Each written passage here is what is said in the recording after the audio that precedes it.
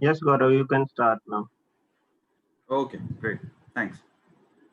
So, hello and warm welcome to all our speakers and all the participants for this second and final session of the workshop titled Interrogating Governance and Financial Implications of Smart Cities. This online workshop, as you already know, is organized by Environment Support Group and Center for Financial Accountability in collaboration with Program on Science, Technology and Society, Harvard Kennedy School, USA, and Helmholtz Center for Environmental Research, UFZ, Germany, as part of the project about governance of socio-technical transformations. This workshop has two sessions. In the previous session of the workshop organized on 12th November, the focus was on the governance aspects, including democratic processes, institutions like the municipal bodies, and elected representatives, laws like the 74th Constitutional Amendment Act, people's participation, transparency, and implications on these in the context of smart cities. In the second and final session, we will focus on the financial implications of smart cities and their impact on urban future. In addition to governance, financing forms a very important part of the smart cities program, not just because it looks to push the overall economic growth rates through construction and technology based projects in the city and further speeding up the process of urbanization. But also, it appears in such programs that finance is one of the driving factors behind these. In addition to boosting economic growth, the broad ideas are also to attract private corporations and capital into urban infrastructure projects through such programs. So we see urban infrastructure projects being built and operated by private companies through investments from varied sources, including budgetary allocations, borrowings from national and international financial institutions, private investors, PPPs, taxes, as well as using mechanisms like municipal bonds and asset monetization, which majorly includes land and other public assets owned and controlled by public agencies. To start with, in India, the central government has allocated around 48,000 crore rupees for the 5-year mission period, which is the Smart Cities mission in India. In addition to budgetary allocations to other urban schemes and programs that converge in the Smart Cities mission. On the other hand, 100 cities selected under Smart Cities mission have submitted proposals worth rupees 2.05 lakh crores for projects under this mission.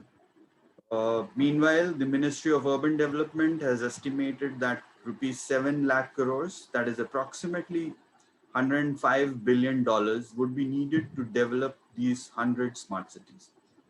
Though it also needs to be understood that these financials are closely linked with the several policy, legal, institutional, and regulatory changes in the urban spaces. To discuss some of these aspects, we have a panel of eminent speakers today with us. We have Dr. Carol Upadhyay, Dr. Ravikant Joshi, Sitaram Shelar, and Ms. Marina Joseph. We will also be joined by Sri G. Mathivathanan, IAS Principal Secretary Urban Development, Government of Odisha. And we also have Professor Sheila Jasanoff, Forsheimer Professor of Science and Technology Studies, Harvard Kennedy School, USA, for the closing remarks. I will be introducing each speaker as their turn comes during the session. Request all the speakers to please stick to the time allotted. Before we start, a few ground rules. Please keep your mics on mute. If possible, please keep your cameras on. If you need to ask questions or share comments, please type it in the chat box so that we can take those up later. We'll start this session with Dr. Carol Upadhyay. Upadhyay teaches at the National Institute of Advanced Studies, Bengaluru. She is a social anthropologist, studies a range of social transformations in contemporary India, including processes of spatial and social mobility, globalization of cities and provincial towns, and the urbanization of rural landscapes, speculative land and real estate markets, and their implications for local communities, as well as skilling, labor migration, and employment. Her talk in this session is titled Confounding Realities of World Class and Smart Cities. She will be speaking based on her experience on Amaravati city. Dr. Upadhyay, can you start? And Yeah. you have around 15 to 20 minutes. Right. Thank you. Okay, thanks to the organizers for inviting me to this, share my experiences in this session. I'm going to talk very briefly about the Amaravati Project, which I've been working on really right from the inception for more than 5 years now. And even though Amaravati is technically not one of the smart cities, part of the smart cities program, it I think exemplifies a lot of the trends that we see in urban planning, governance, and finance in contemporary India. And also, even though it has kind of come to a standstill with the change of government last year, I think it still provides a lot of useful lessons to us to look at when we're talking about issues of finance and governance in smart cities. So I'm going to show you some pictures as I speak, if I can share my screen.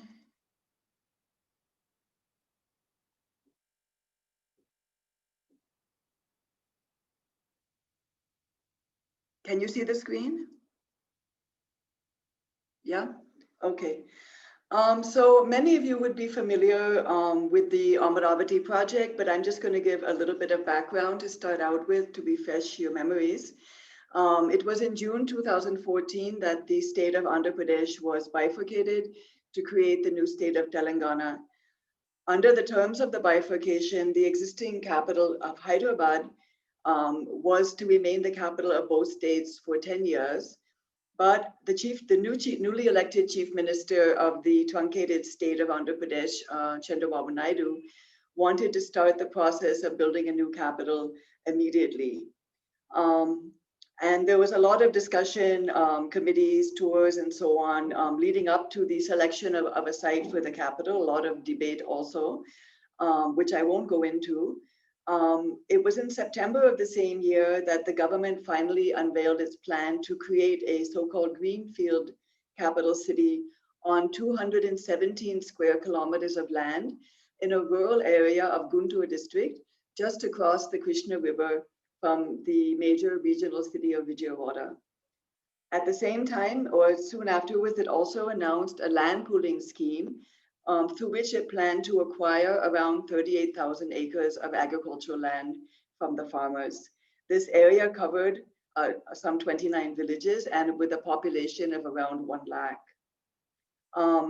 As you might recall, these various steps, both the rumors that were circulating about the site of the new capital, as well as the announcement of the site finally, drew a lot of land speculation, speculative capital into the land markets in this area, driving up land prices to very high levels and leading to a lot of land sales, especially through various Binami transactions. All of that kind of activity has recently come back into the media with the current chief minister, Jagan, now filing cases against Naidu and his party and his colleagues in terms of the kind of land grab that allegedly went on at this time. I'm not going to be talking about that particular aspect of it, but only to point out that what happened in the Amaravati case is typical of most large infrastructure or SEZ or new city, so-called new city projects in India, where as soon as a project is announced, it sets off land markets, driving up prices and leading to a lot of speculation, leading to land going out of the hands of farmers even before any kind of land acquisition has actually taken place. And I'm mentioning this because I think it's very an important dimension of the financial architecture of these projects, which I'll come back to. So Naidu was, as many of you would remember, was very much consumed with the idea of creating a grand new capital city for Andhra Pradesh state, which was feeling humiliated by the secession of Telangana. As long as he was in power, the 5 years he was in power, his government invested really almost all of its energy and resources into this capital city project, the capital city was not being projected only as an administrative and political capital for the state, but also as its primary engine of growth. So in line with kind of current thinking around urban planning, the city is supposed to attract investments and generate economic growth, generate employment. And that is the way it was being planned. He also talked a lot about building the first fully planned city in India after several decades. He used the language of the world-class city and so on, and the smart city, of course, engaging international consultants to design and implement the project and requesting the Singapore government for help. The Amaravati Perspective Plan was actually created by the Saldana Jurong, who were Singapore-based consultants. And sorry, this is just depicting the kind of real estate, the land markets that popped up all of a sudden.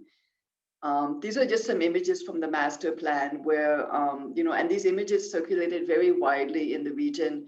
I think purposely because there was an attempt by the government to create a lot of hype around this project to create public buy-in. And so the master plan has all these really rather elaborate, this is the planned city as per the plan, of course, right along the banks, left bank of the Krishna River, right bank, I think it's called, sorry. And so you have all these images of this hyper-modern, Singapore-style city with high-rises, but also a lot of green space, modern transportation systems. And the plan itself, of course, is, falls in line with the smart city model with using modern technology and information technologies for various governance and the various systems that the city needs to run. This kind of urban design is clearly, meant to attract the kind of international companies and transnational business elites that are imagined will come to populate the city eventually. And as I said, these images were found plastered all across this region throughout the 5 years that the project was being prosecuted, kind of creating an imagination of what a city should look like and should become. In many ways, the Amaravati project reflects processes of what have been called neoliberal urbanization that many urban scholars have written about, which we see unfolding across the world since the 1990s, based on policies that have been pushed forward by various international agencies such as the World Bank, and also reflects the paradigm of what's been called entrepreneurial urbanization, where state and municipal governments are supposed to compete with each other to attract global capital or national capital and to create investment opportunities. Urban reforms that have taken place in India since the 1990s, including the current round of reforms, and particularly new modalities of financing infrastructure projects have also created new modes of accumulation.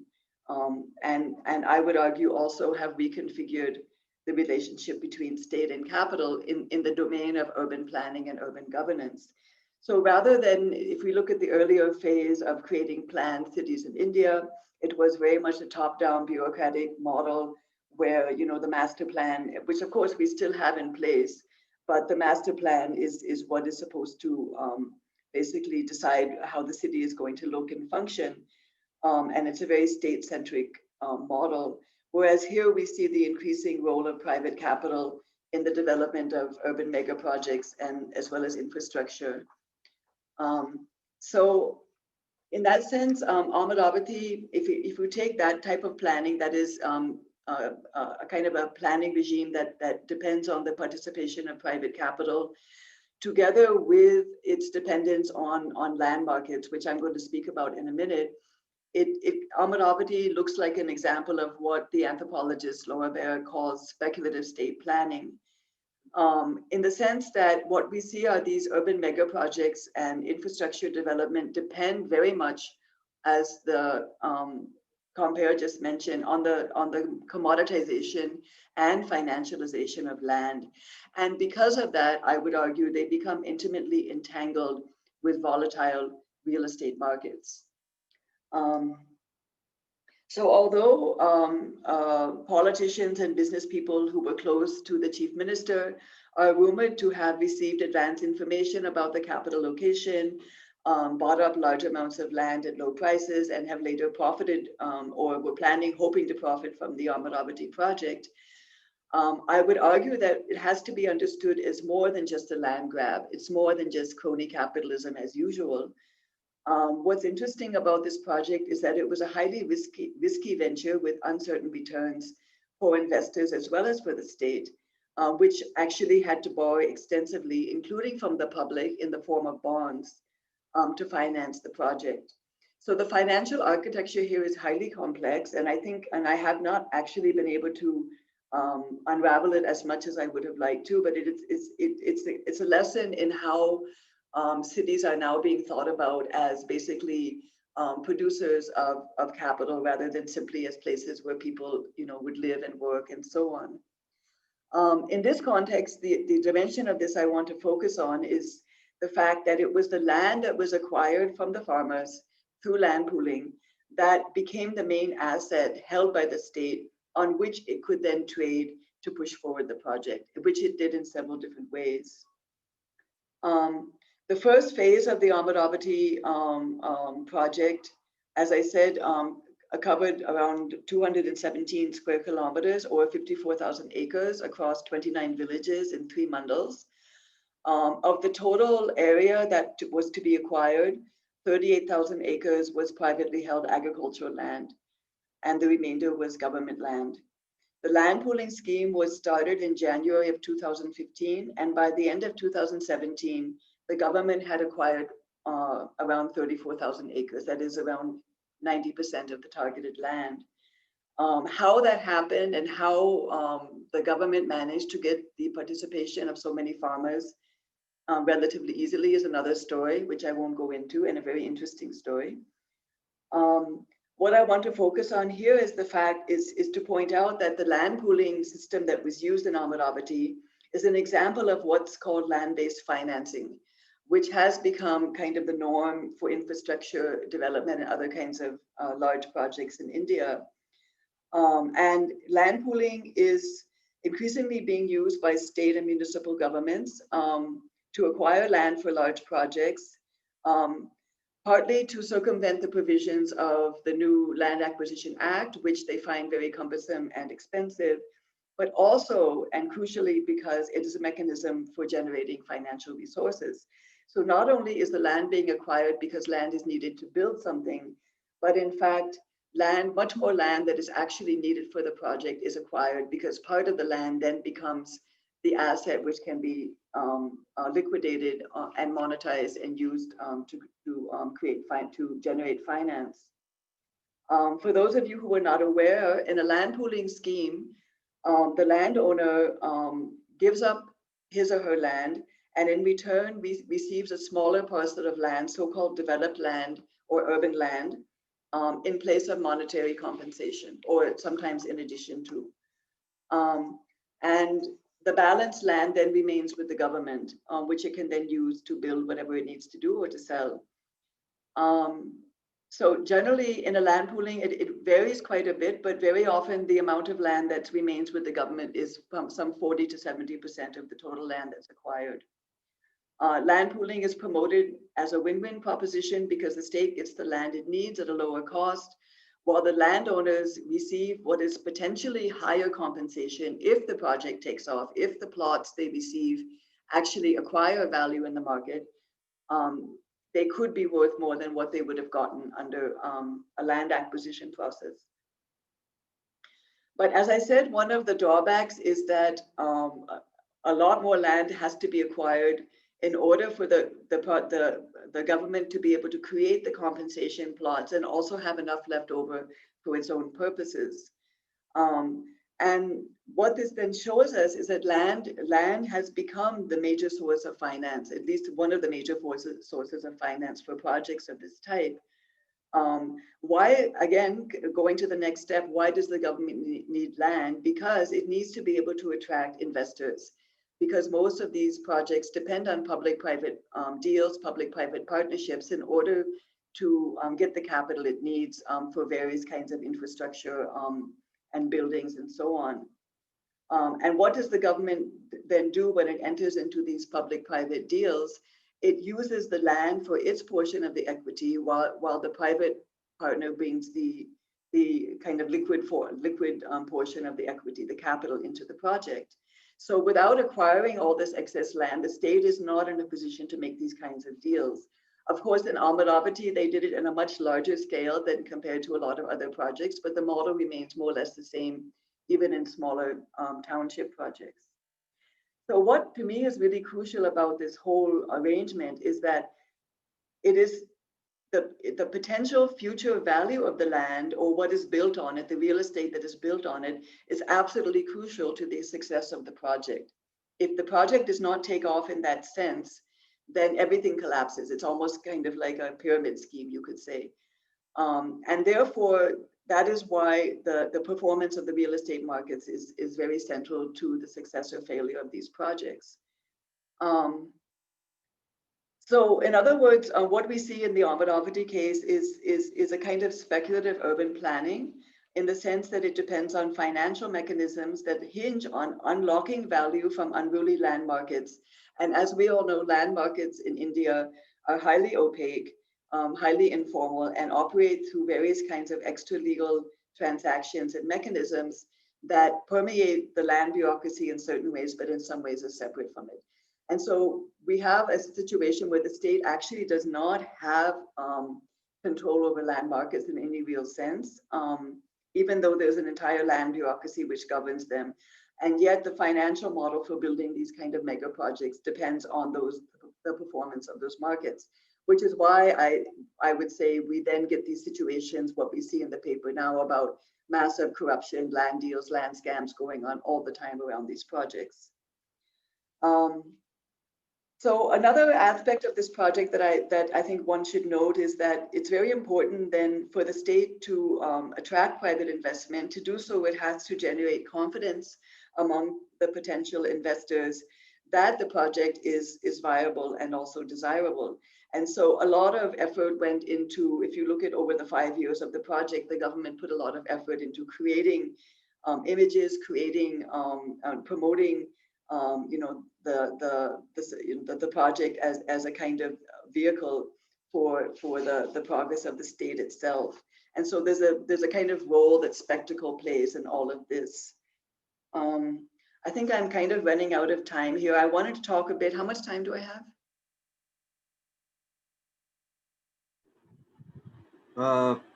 Can you wind up in 2-3 minutes? Yeah, okay. So I just want to just briefly mention about the governance aspect of it, because that's what this workshop is also about. In order to plan and develop the Amaravati city, a parastatal agency was formed, which is called the Capital Region Development Authority, the CRDA. And this authority basically became the main governing body in this entire area of 29 villages, which also meant that in effect, the panchayats were completely superseded in terms of any kind of decision making. And so all the planning that was going on about roads, even about what would happen in the villages themselves that were being encompassed by the new city, that was all being done at the level of the CRDA and the state government with very little participation on the ground from the people who were being most affected by the project. So that's one aspect of what happened. The other aspect that I found very interesting was the creation of various kinds of entities, public, private, in various combinations that were created to handle various aspects of the project. So apart from CRDA, there was something called the Amaravati Development Corporation, ADCL, that was formed separately to channel private investments into the development of infrastructure such as roads. The reason that was done, and so the AP state government was a shareholder in that, but there were also private entities. And that ADCL then formed another entity with a consortium of Singapore-based companies to develop the startup area, what was called the startup area that many people heard about. It was like a big scandal actually, where basically around 6 square kilometers of land was being handed over to these Singapore-based companies to develop and to sell commercial space. And so if you start untangling all these relationships, you see how it becomes kind of like the Singapore model of urban governance. It becomes very difficult to define what is state and what is capital in some of these entities, because they're so mixed up together, they're so intertwined in terms of both decision-making, governance, and financial flows, that it's very hard to say, where does state begin and where does capital end in all of these arrangements. Of course, in the end, a lot of these plans fell through because the project itself is now in abeyance. But I think if we look at the structure of these various entities that were created to do the planning and do the implementation of the project, it might give us some sense of how other similar projects and smart city projects in India might actually be structured in future. Because this project, I don't think, is being considered as a failure. It has failed at the moment, mainly because of the change of government, and yet there would be it is still kind of sitting in limbo with all this land which has been basically taken out of cultivation. Sorry, I forgot to show my slides. I'm just finishing with these pictures. This is the vision, on which the capital city was the centerpiece, the foundation stone, what this area used to look like, right on the banks of the river, very lush, very fertile soil, multi-cropped land right on the riverfront, dry land also growing crops like cotton, floriculture. And now what happened was, after the land pooling started 1 year later, the government said that all cultivation has to stop. They banned cultivation across all of these many acres of land. So all you see now are barren fields. People bring their cattle from other districts to graze because there's plenty of grazing land now. This is what a village looks like. This is what the seed access road looks like. So we have a lot of barren land with very fancy roads cutting across. And the new secretariat, so-called temporary secretariat, that was put up at a very rapid pace at the beginning of the project to kind of get it going. So sorry I took too much time. I am happy to take questions on any of these things later. Thanks. Thank you so much. Thank you so much. I think you made very important points about the land acquisition processes, the Land Acquisition Act being circumvented through land pooling mechanisms. And I think in addition to Amaravati, in places like Dholera and other places, we have also seen some of these things that are happening. So thank you so much for bringing this up. Our next speaker is Dr. Ravikant Joshi.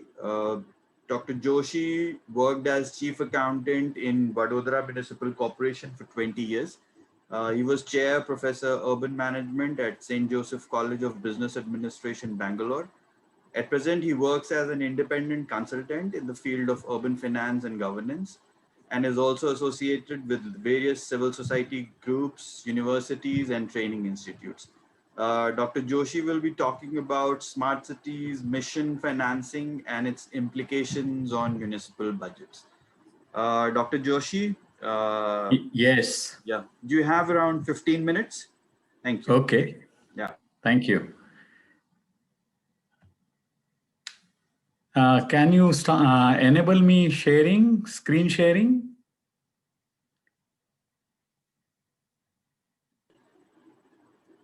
Ashish, can you, is it there? Yes, you can share now. Okay. Okay, great.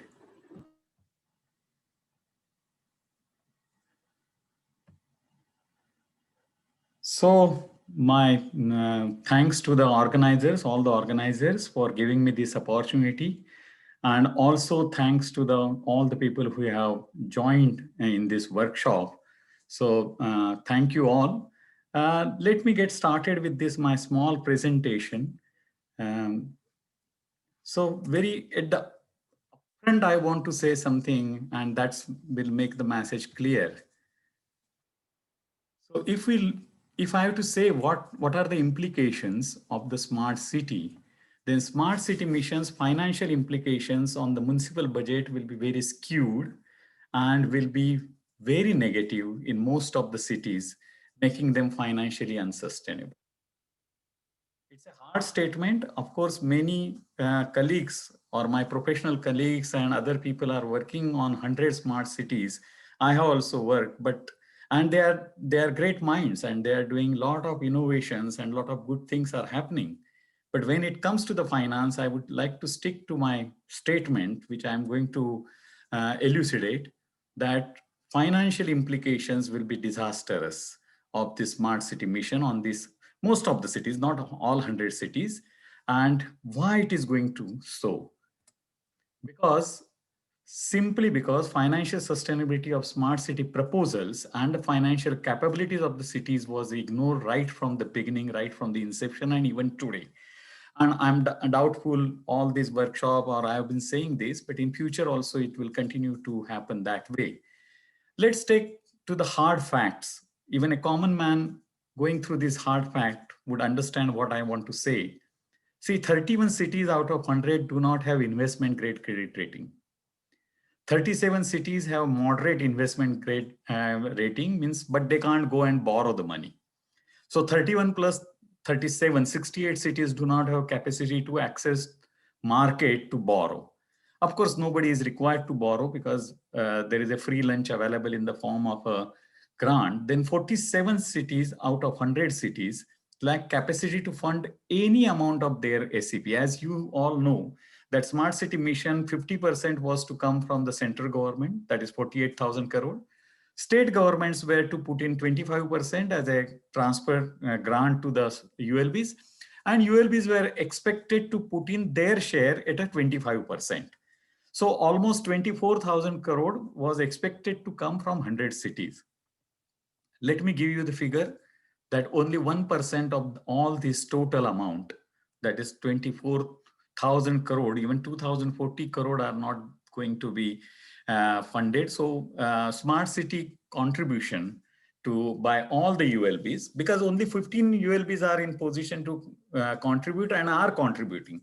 So 1% would be the only contribution by all these ULBs, because most of the cities lack the capacity. And then what has happened? State government has stepped in, because not to lose the grant which is given by the central government, state government has taken a mandate that they will give, or they will put in that 24% share or 25% share of the ULBs who are not in position to contribute.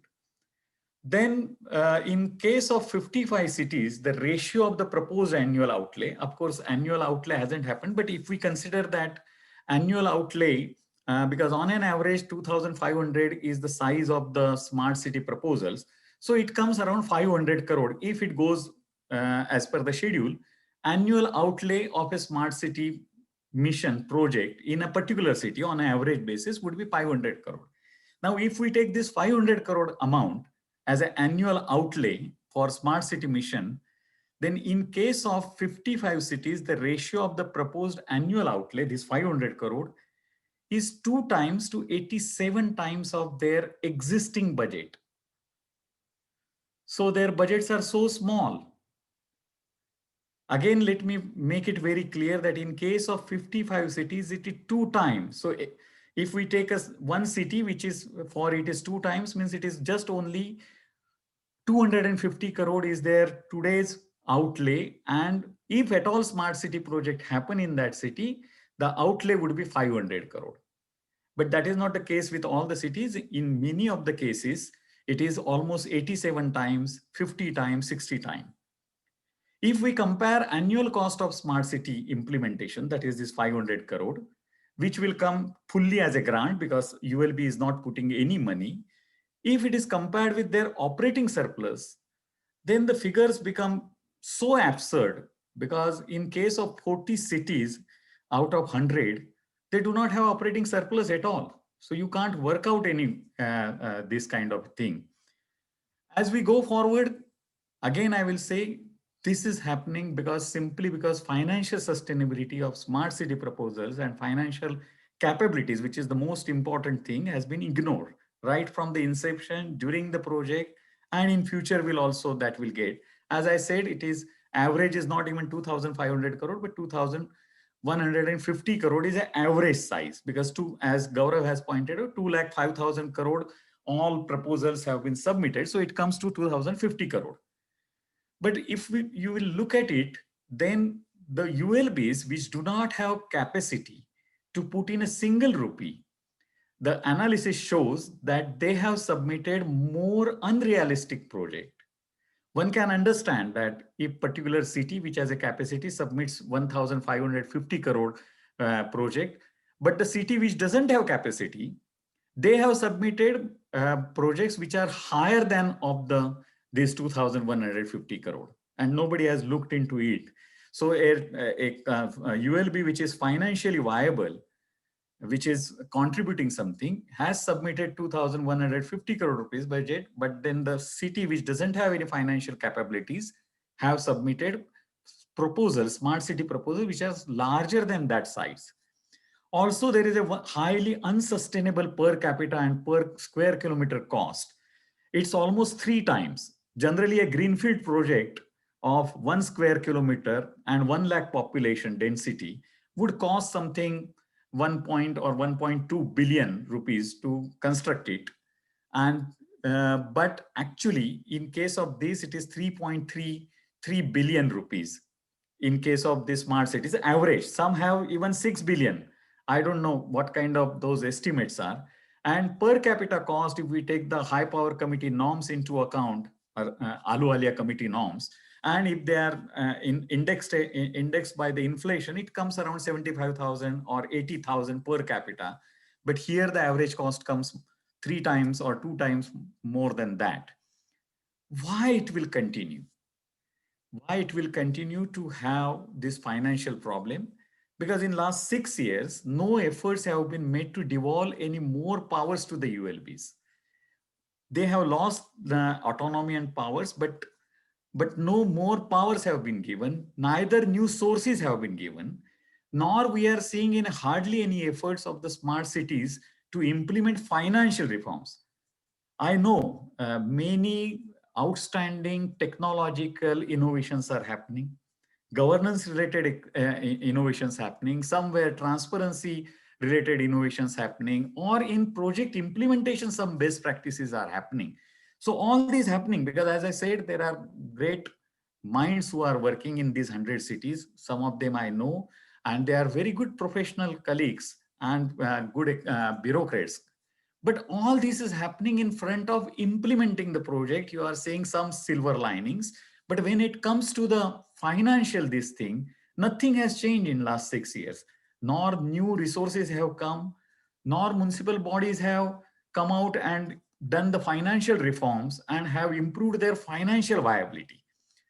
One-off credit rating was done, and as I said, only 20-25 cities have investment grade rating, and all 67 cities do not have investment grade rating. So it puts limit to them to raise money even if they want to. Then there is no linking of fiscal responsibility and budgetary management, or there is no dramatic improvement in public disclosure or transparency or participatory governance and budgeting practices in smart city.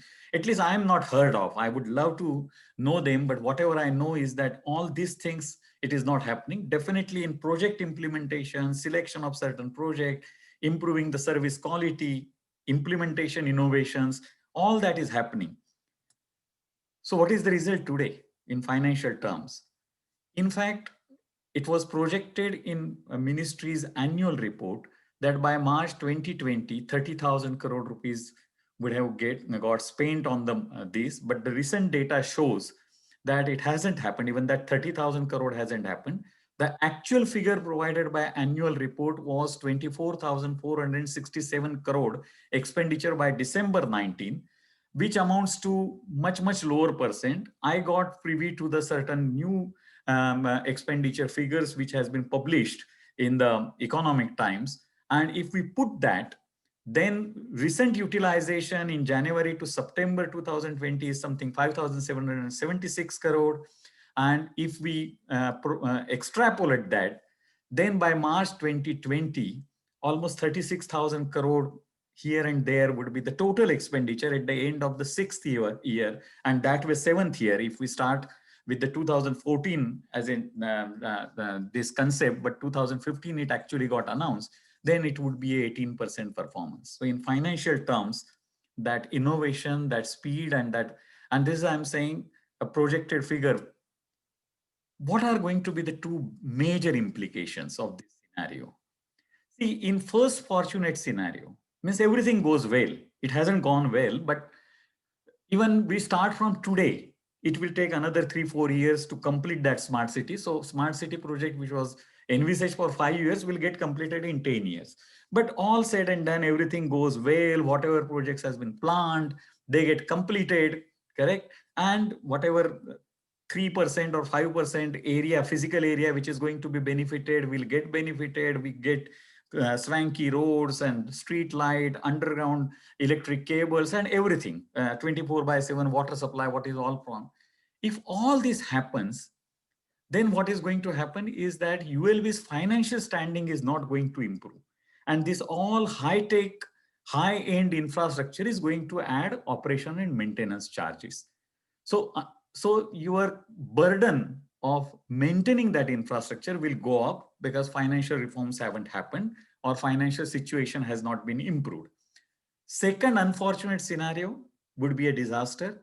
If because of the want of the money, because of the want of the capacity and all these things, as this scheme has lingered, it lingers further, and then the projects don't get complete, the service level benchmarks doesn't get achieved, then naturally you will have a very high cost, the kind of Carol given the example of Amaravati. I was listening and I was also associated in one of the study for APCRDA. So something like that, barren land and all such thing, God forbidden, such thing should not happen. But if that happens, then there will be a very high cost failure. In both the circumstances, what is going to happen is a cost exportation or cost spillover, which we call in public finance, to the non-beneficiaries. Suppose it ends perfectly well, then 10% of the people will directly benefit and not more than 10% of the area of the city will benefit. So that increased cost will be paid by the 90% of the people who haven't got benefited of this smart city. So that is called cost exportation or cost benefit spillover mismatch. So benefits will be only to the X number of the people, while cost will be borne by most of the city or entire city, that is the 90% of the people. And going beyond that, all the cost of all these 100 smart cities will be borne by the entire country, because that cost will get exported unless until these cities contribute back to the country, that cost exportation will happen. Second, it will happen that cities will become more unequal and exclusive because this entire design of this scheme is going to benefit maximum 10% of the people, even let's say 20% of the direct beneficiaries, and against 3.5%, which I have calculated area, which is going to be benefited in physical terms. Even if we take 10%, then it is going to become an exclusive, unequal city. And the inequality in the city will increase in terms of the development and in terms of the financial cost. And finally, even if future level government will have to fund this O&M expenditure, as ULBs will not have capacity to maintain this high-end smart city infrastructure. Let me end this with a very small example. There is a person who has to beg to get his 2 square meal. And we provide him a very good house to stay. But unfortunately, he has still to beg to make 2 square meals. In fact, he will have to beg more to maintain that house because he doesn't have ability to maintain that house.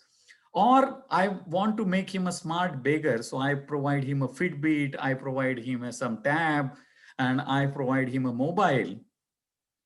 All that may make him a smart beggar because he can beg through the uploading his videos on the YouTube through that tab, or his area where he stands, I do it very swanky. So I give him a shelter to stand under the shelter to beg. All this will not make him a rich person or will not end his begging. Rather, his begging will increase because if at all he has to maintain that infrastructure. I think that will happen, and I will end here. I will be happy to answer the questions. I know it's a provocative, this thing. I have been saying this. Great things are happening. Smart city innovations are happening in other fields. Unfortunately, not much has happened on a financial terms. And therefore, when I say this is, many of my colleague feel offended, but let us face this fact that we need to immediately address the financial concerns, at least in case of 70 cities for which this smart city is going to be a extra burden. Thank you. Yeah. Thank you, sir. Thank you very much. And I think very important points about financial viability and the city budgets actually being able to, support these smart city proposals that they have submitted, and overall city, budgeting and the financial health. Thank you so much. Thank you very much for bringing those important points. Thanks. Our next speaker is Mr. Sitaram Shelar. Sitaram Shelar leads Center for Promoting Democracy and also Pani Hak Samiti in Mumbai. He's been working on ensuring the right to water to the poor and marginalized communities. He has also been part of campaign resisting privatization of water supply in Mumbai. He will be speaking about the sectoral impacts of Smart Cities mission on water and sanitation. Sitaram? Yeah. Yeah. You have around 15 minutes. Please stick to the time. Thank you. Thank you. Thank you, Gaurav. Okay, so I'll start with, I don't have presentation, but I'll start with what is happening in the smart city around water and sanitation.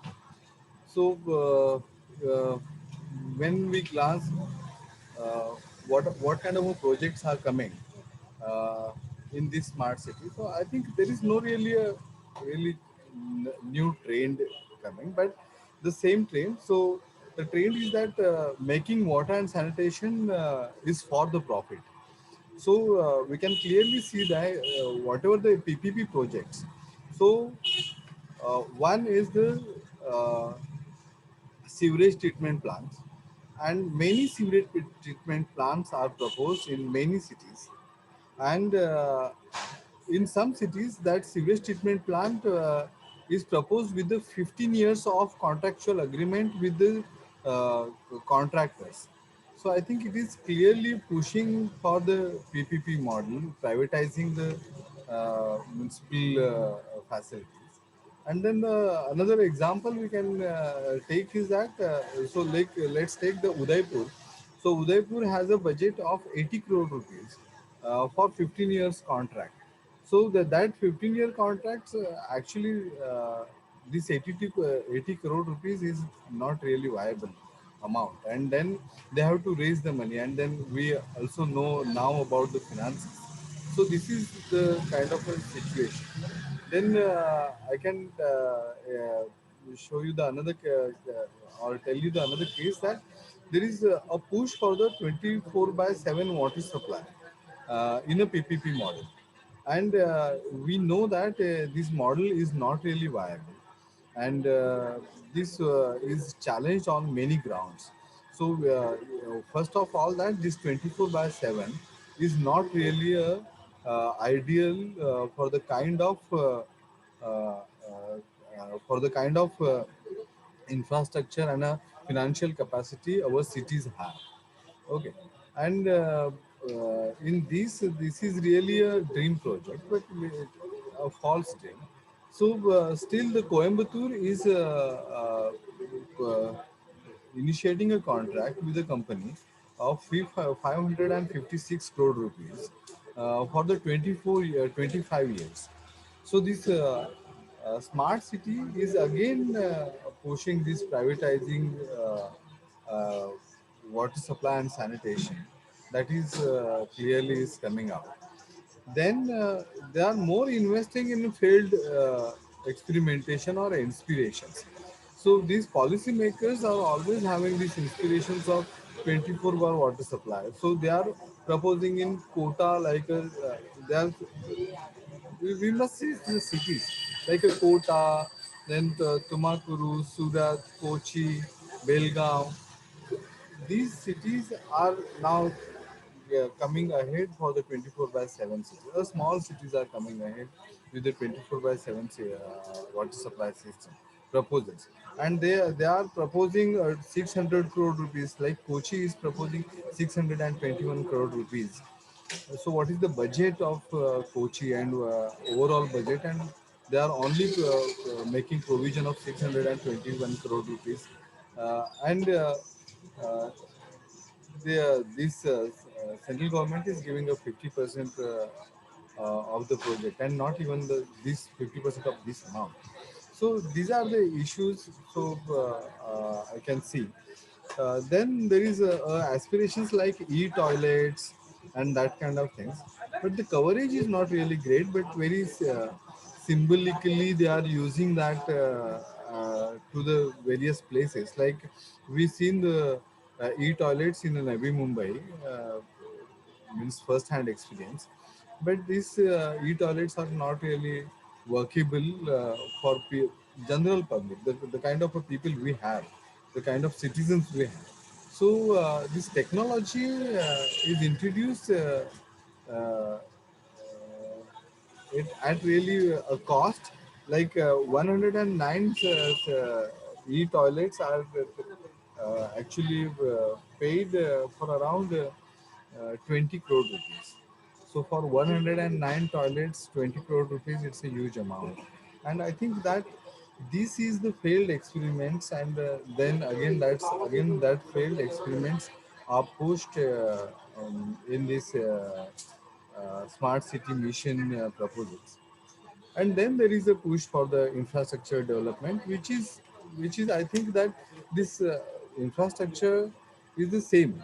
So I'll read one thing that, see, what is the focus is on sustainable and inclusive development, and the idea is to look at the compact areas, create a replicable model which will act like a lighthouse to the aspiring city. That was the mission statement of the smart city mission.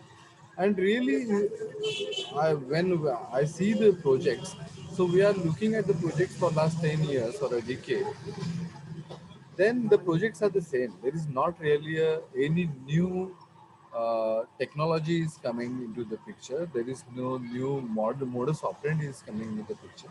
So that is what the reality I must say.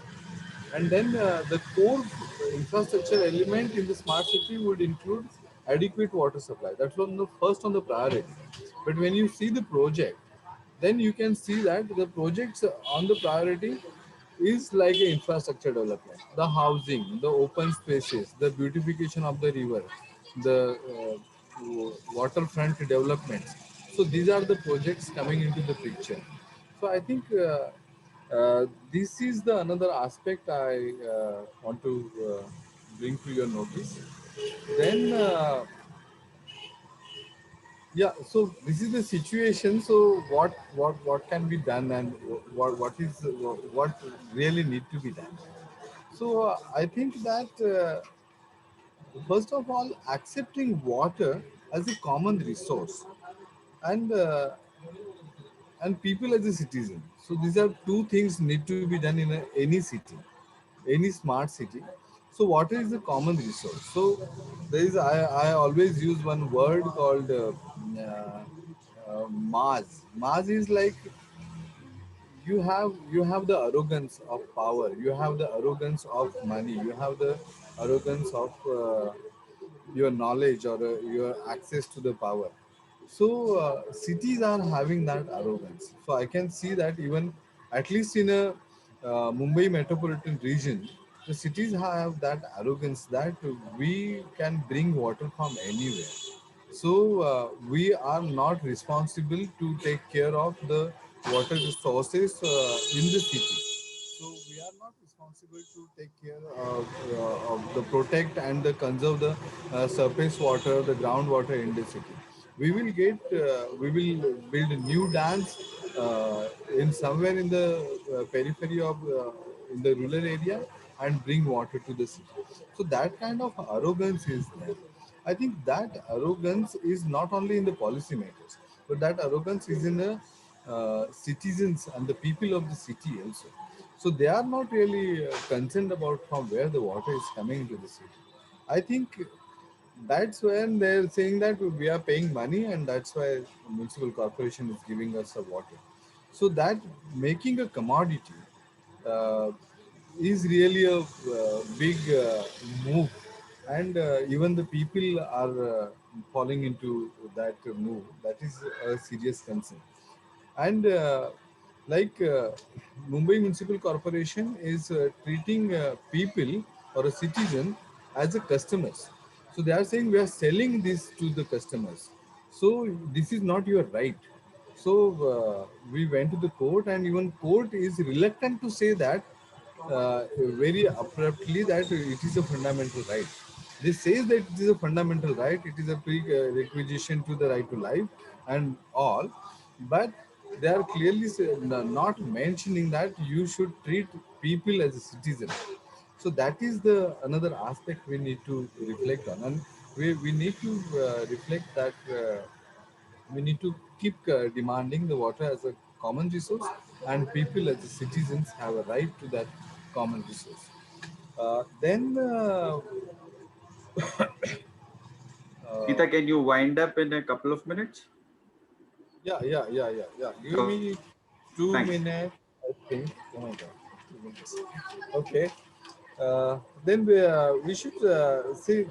Yeah. So yeah, the the protection and conservation of the service resources and ground resources is another point. We must understand that really we have a respect for our rivers. So Namami Gange and all is really this thing. I think Jumlas, right? But that is really a money-making business. And this money-making, so our experience is that Mithi River is a money-making business in Mumbai city. And for that Mithi River, they are having thousands of people who are actually uh, evicted in the name of cleaning of Mithi River. Okay, so that is the one of the case.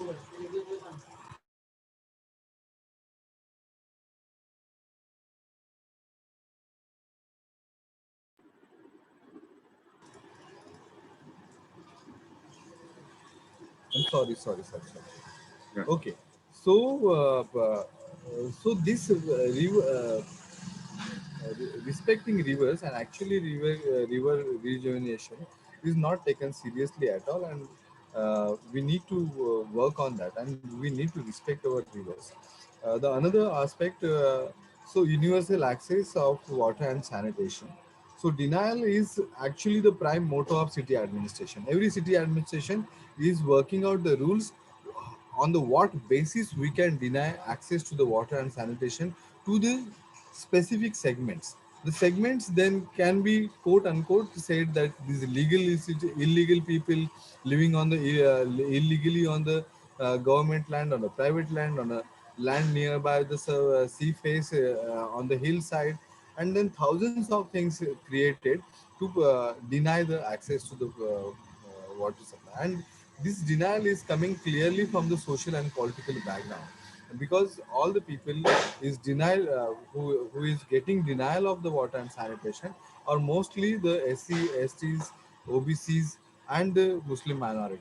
So that is what the reality of the cities.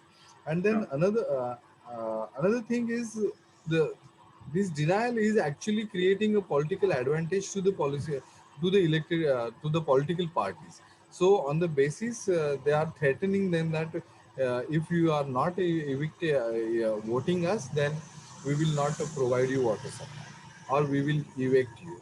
So that kind of a vote bank, you are actually making them vulnerable and using them as a vote bank. And then I must tell you that again you are making money out of it. So you are having an access, informal access, who will provide water to them, and you will charge 500 times more than the regular rate of the municipal corporation. So that is another kind of exploitations, and then the vicious circle you are creating for that people of the poverty, so they can't actually get out of it. So smart city should be a thirst-free city. Smart city So no one should be a thirsty in that city. That could be a smart city.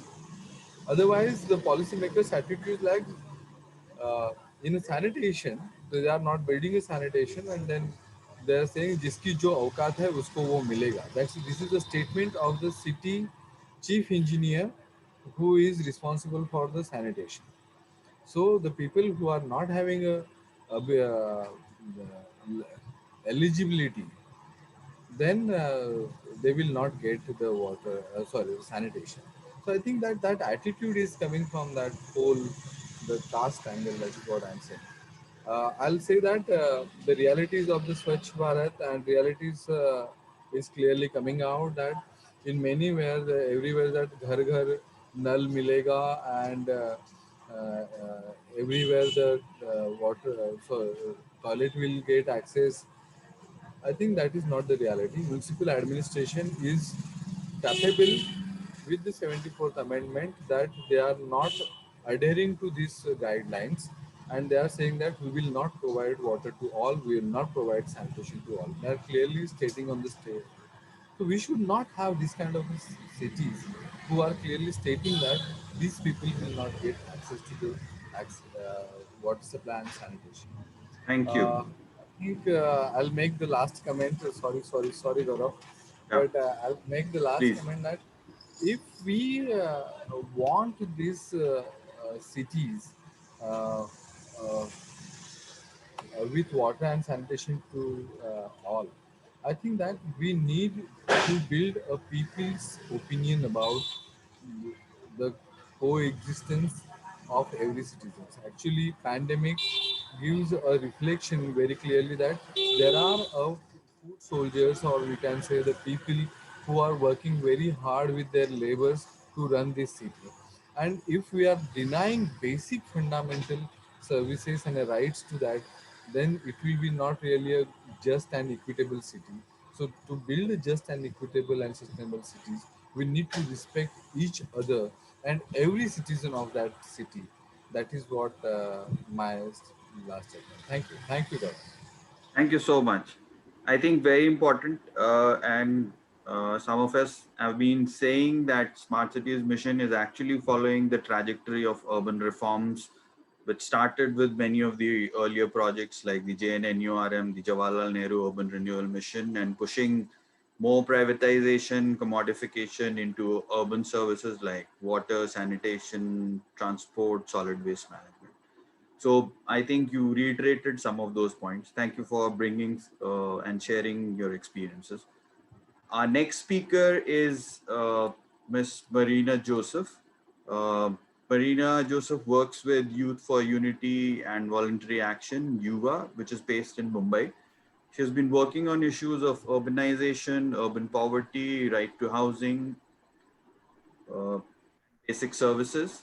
I request Marina to talk about the Smart Cities mission and its impacts on urban housing. Thank you, Gaurav, and thanks to all the speakers before me. I think I have a tough job to sort of speak Please, about how. yeah, please 15 minutes. Yeah, I'll just share my screen.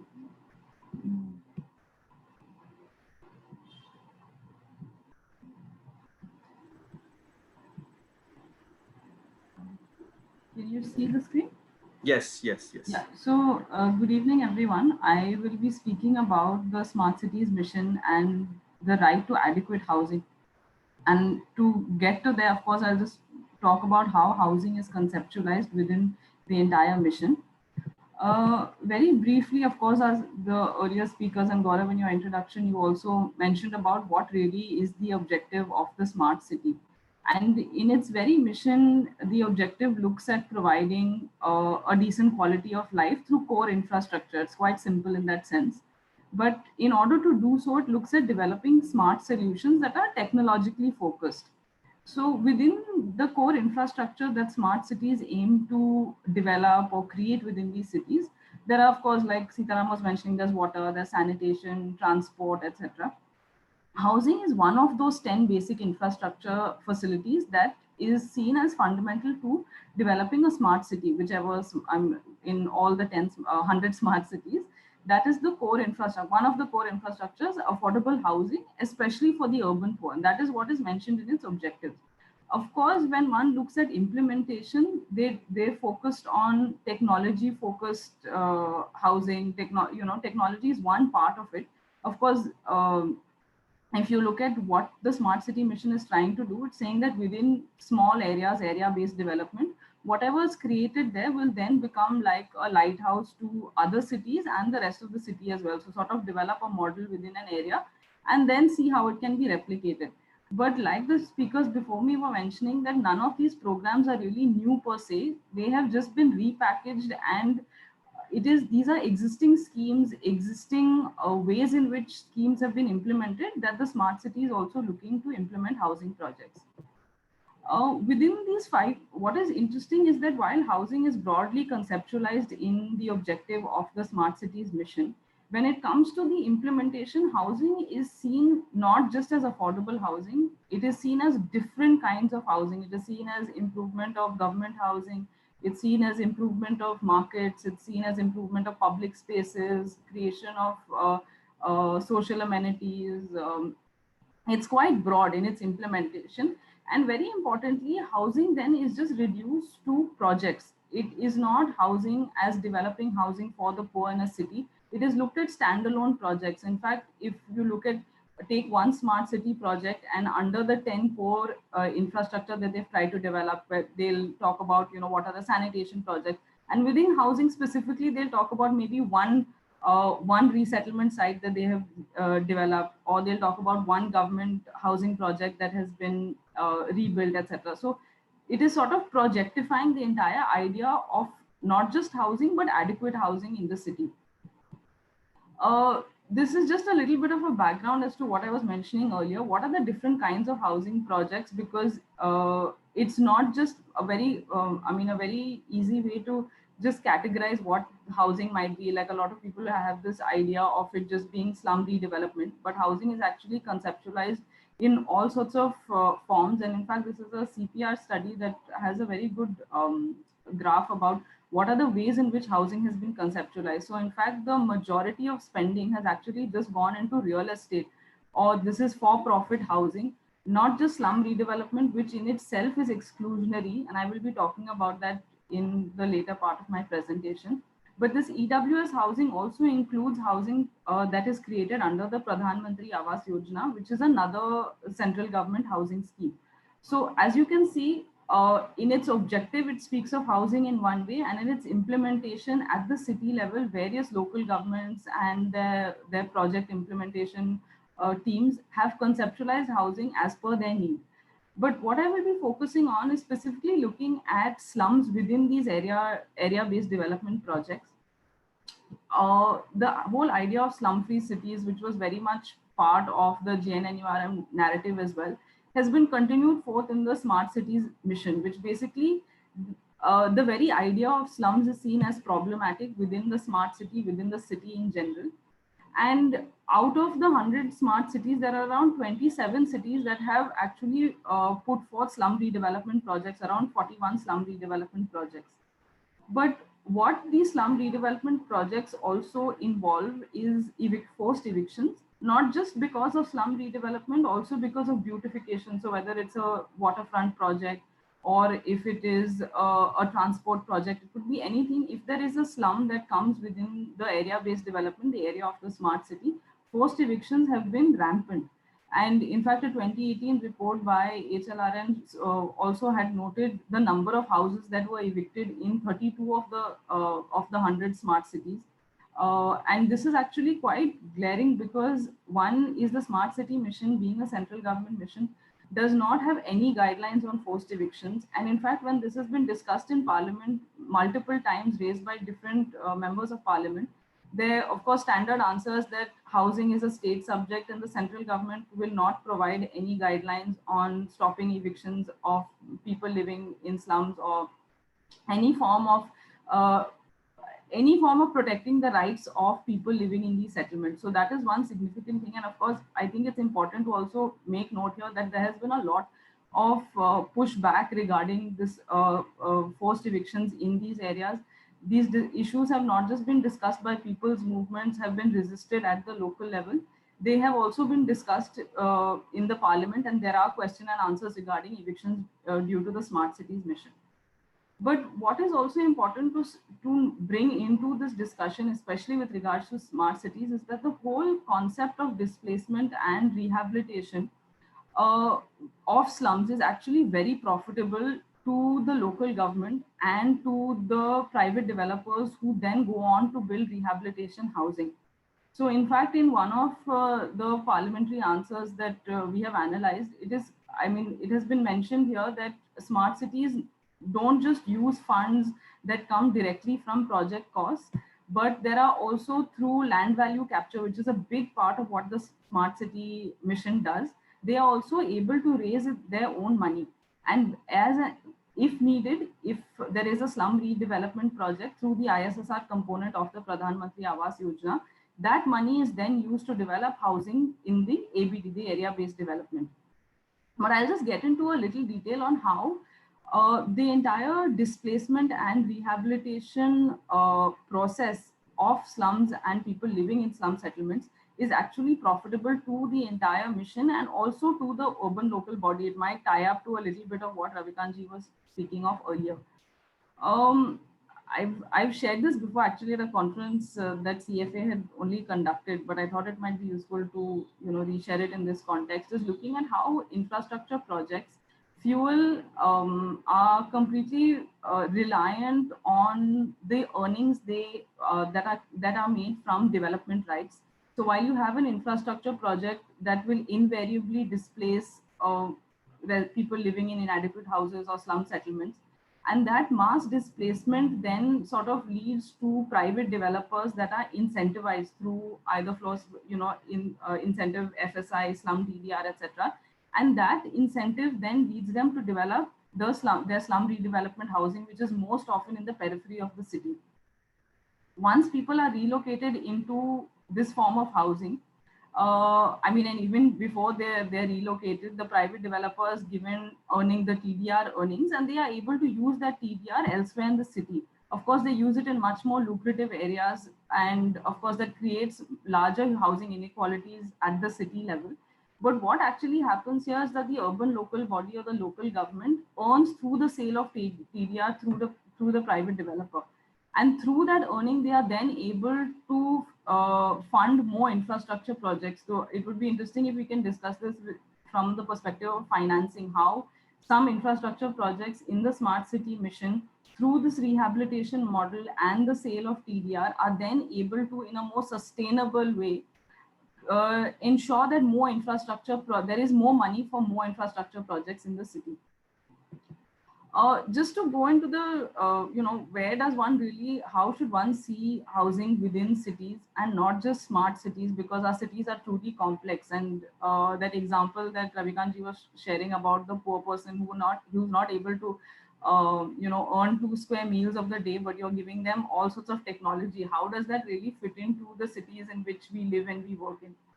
One is, in many cities that we work in, we have seen that the smart city mission overrides existing laws on land tenure and planning.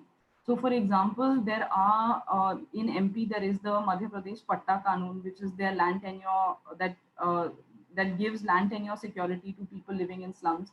Of course, even in Nagpur, one sees that the government, the local government there provides land tenure security. Even in many cities in Odisha, this is implemented. But once it's not just the smart city mission, it could be the Swachh Bharat mission, it could be the Pradhan Mantri Awas Yojana. These projects, these 5-year, 7-year projects that come in, completely override the existing legal system that exists. And it almost sort of says that the urban planning laws that are there and these land tenure laws that are there are completely negated for whatever reason, largely because of the money that these projects bring in, and they're expected to then develop these projects. So there is this unseeing of existing laws, which is extremely problematic from a governance point of view. Of course, due to, from a housing perspective, people's rights, especially when they are forcibly evicted, it is a gross violation of human rights, and this is so basic that government missions that are supposedly brought in to look at inclusive development actually take away the most basic rights from people. Uh, in fact, what Sitaram mentioned earlier about how the commodification of water, the commodification of housing takes place in the exactly same way. And it's not just the commodification, how housing is completely financialized through the earlier, very simple sort of a cycle that I had spoken of earlier.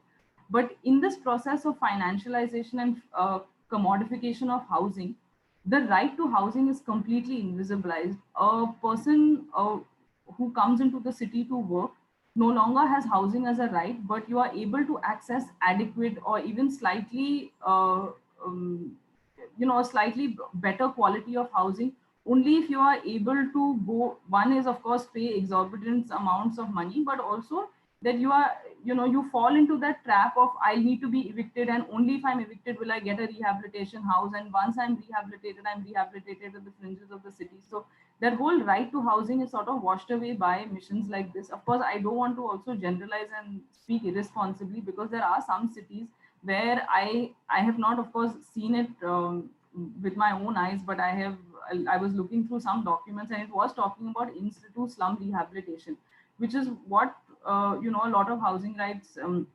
activists speak about, saying that if there is in situ incremental housing provided to people with the security of land tenure, that is housing that is actually sustainable, that is housing that people actually want.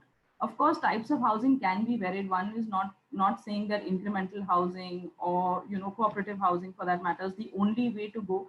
There are multiple needs of people in the city, because everyone comes to the city for their for different periods of time. Maybe rental housing is what people need, and I think in Odisha there are some examples of rental housing for construction workers that have been created through the smart cities mission. Of course, adequate housing, what the smart city mission does is that it frames its objective of housing looking at affordable housing, which itself is very limited. One needs to talk about adequacy in terms of housing, and it speaks of a focus of the urban poor and their right to adequate housing. But of course, that remains in the objective. In its solutions and in its implementation, it becomes extremely project focused, it becomes area focused.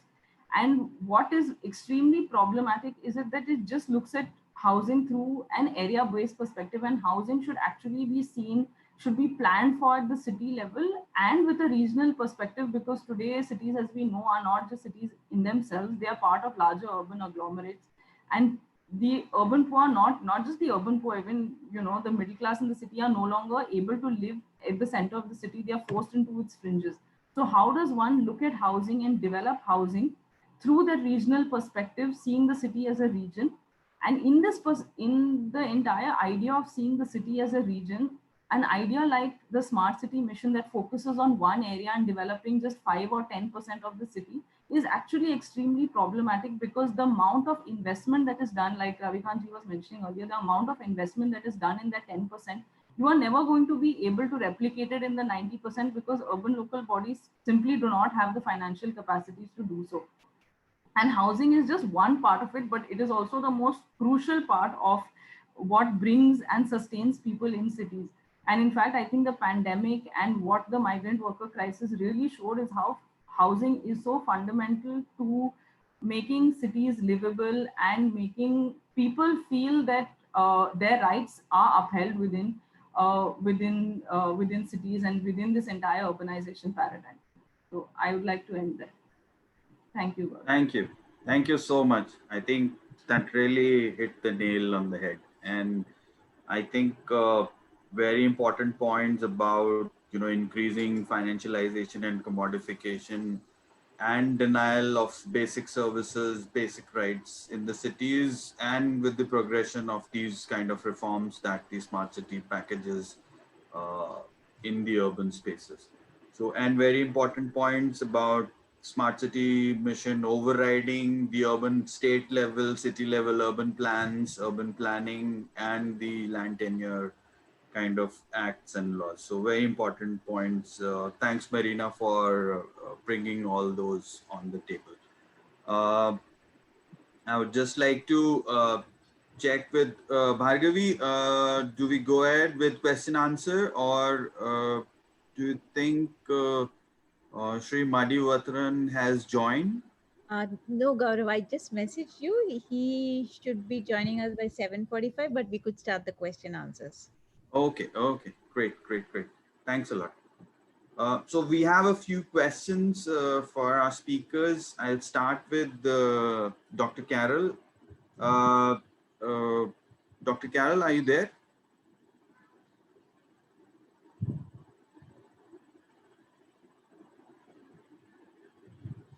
Yeah, I'm here. Sorry, I just closed my laptop. Okay, so there are a few questions for you. A. Sham is asking what environmental aspects are key for smart cities? What is the budget allocation? How can they be a model to other cities, if possibly? And similar question is about, it's actually an observation from Vasant Mysore, but he's saying that it happens only in India. One man's fantastic dream can uproot hundreds of farmers' lives. Voters must take note of such hidden agendas of certain people during elections. Sushila is asking, what's the current status of farmers who lost land in this project that is in abeyance? This is with reference to the Amaravati city. Would you like to respond? Yeah, sure. Maybe I'll start from the last and go backwards. Yeah. The current situation, I'm not very much in touch because I've not been able to go for field work since, February. But my understanding, what's happened is that the farmers who pooled the land actually became very committed to the success of the project because, they have given their land in return for these plots. And if the plots do not, if the layouts and all don't get developed, then they're basically that land will be worthless. So there's basically a group, the whole constituency called Land Pooling Farmers who have been really agitating to keep the capital where it is rather than the plan to split it, which Jagan has come up with. But on the other hand, there are a lot of other people in those villages who were opposed to the project even earlier, and who have no stakes in it. And so it's kind of become a big battle within the villages around the whole. There's a lot of politics around that, of course. And again, there are many different classes and castes involved in this thing who have very different experiences. So I would say the middle to larger farmers are still okay because many of them sold land and they could invest that money elsewhere. So even if the project is going to be stalled, it's not a big problem. But it was all the very small and marginal farmers who gave land who are really in a bad condition. But I also want to say that barely 25% of households in these villages were landowners in the first place. The 75% of households who did not have land, who were either landless agricultural workers, tenant farmers, and so on, they are the ones who have really suffered because cultivation was stopped. There's no other means of livelihood that has really come up there, despite many promises. So this is like a kind of very good example of grand dreams and grand visions, really not taking into account the ground realities of people's lives and livelihoods in a rural economy. And to the second question that came before that, it's not true that this could only happen in India. There are similar examples from, for example, some of the former states of some of the states of the former Soviet Union with very autocratic governments, which went in for grand, new capital cities and investing a lot of money, throwing people out of the land and so on. This is something that happens across the world, and one could, speculate on what is the reason for that kind of. But of course, in a democratic setup, you would expect that this kind of single-minded, form of development couldn't really happen. I don't think I can address the first question. It's not really my area in terms of the smart cities. Maybe somebody else can speak to that.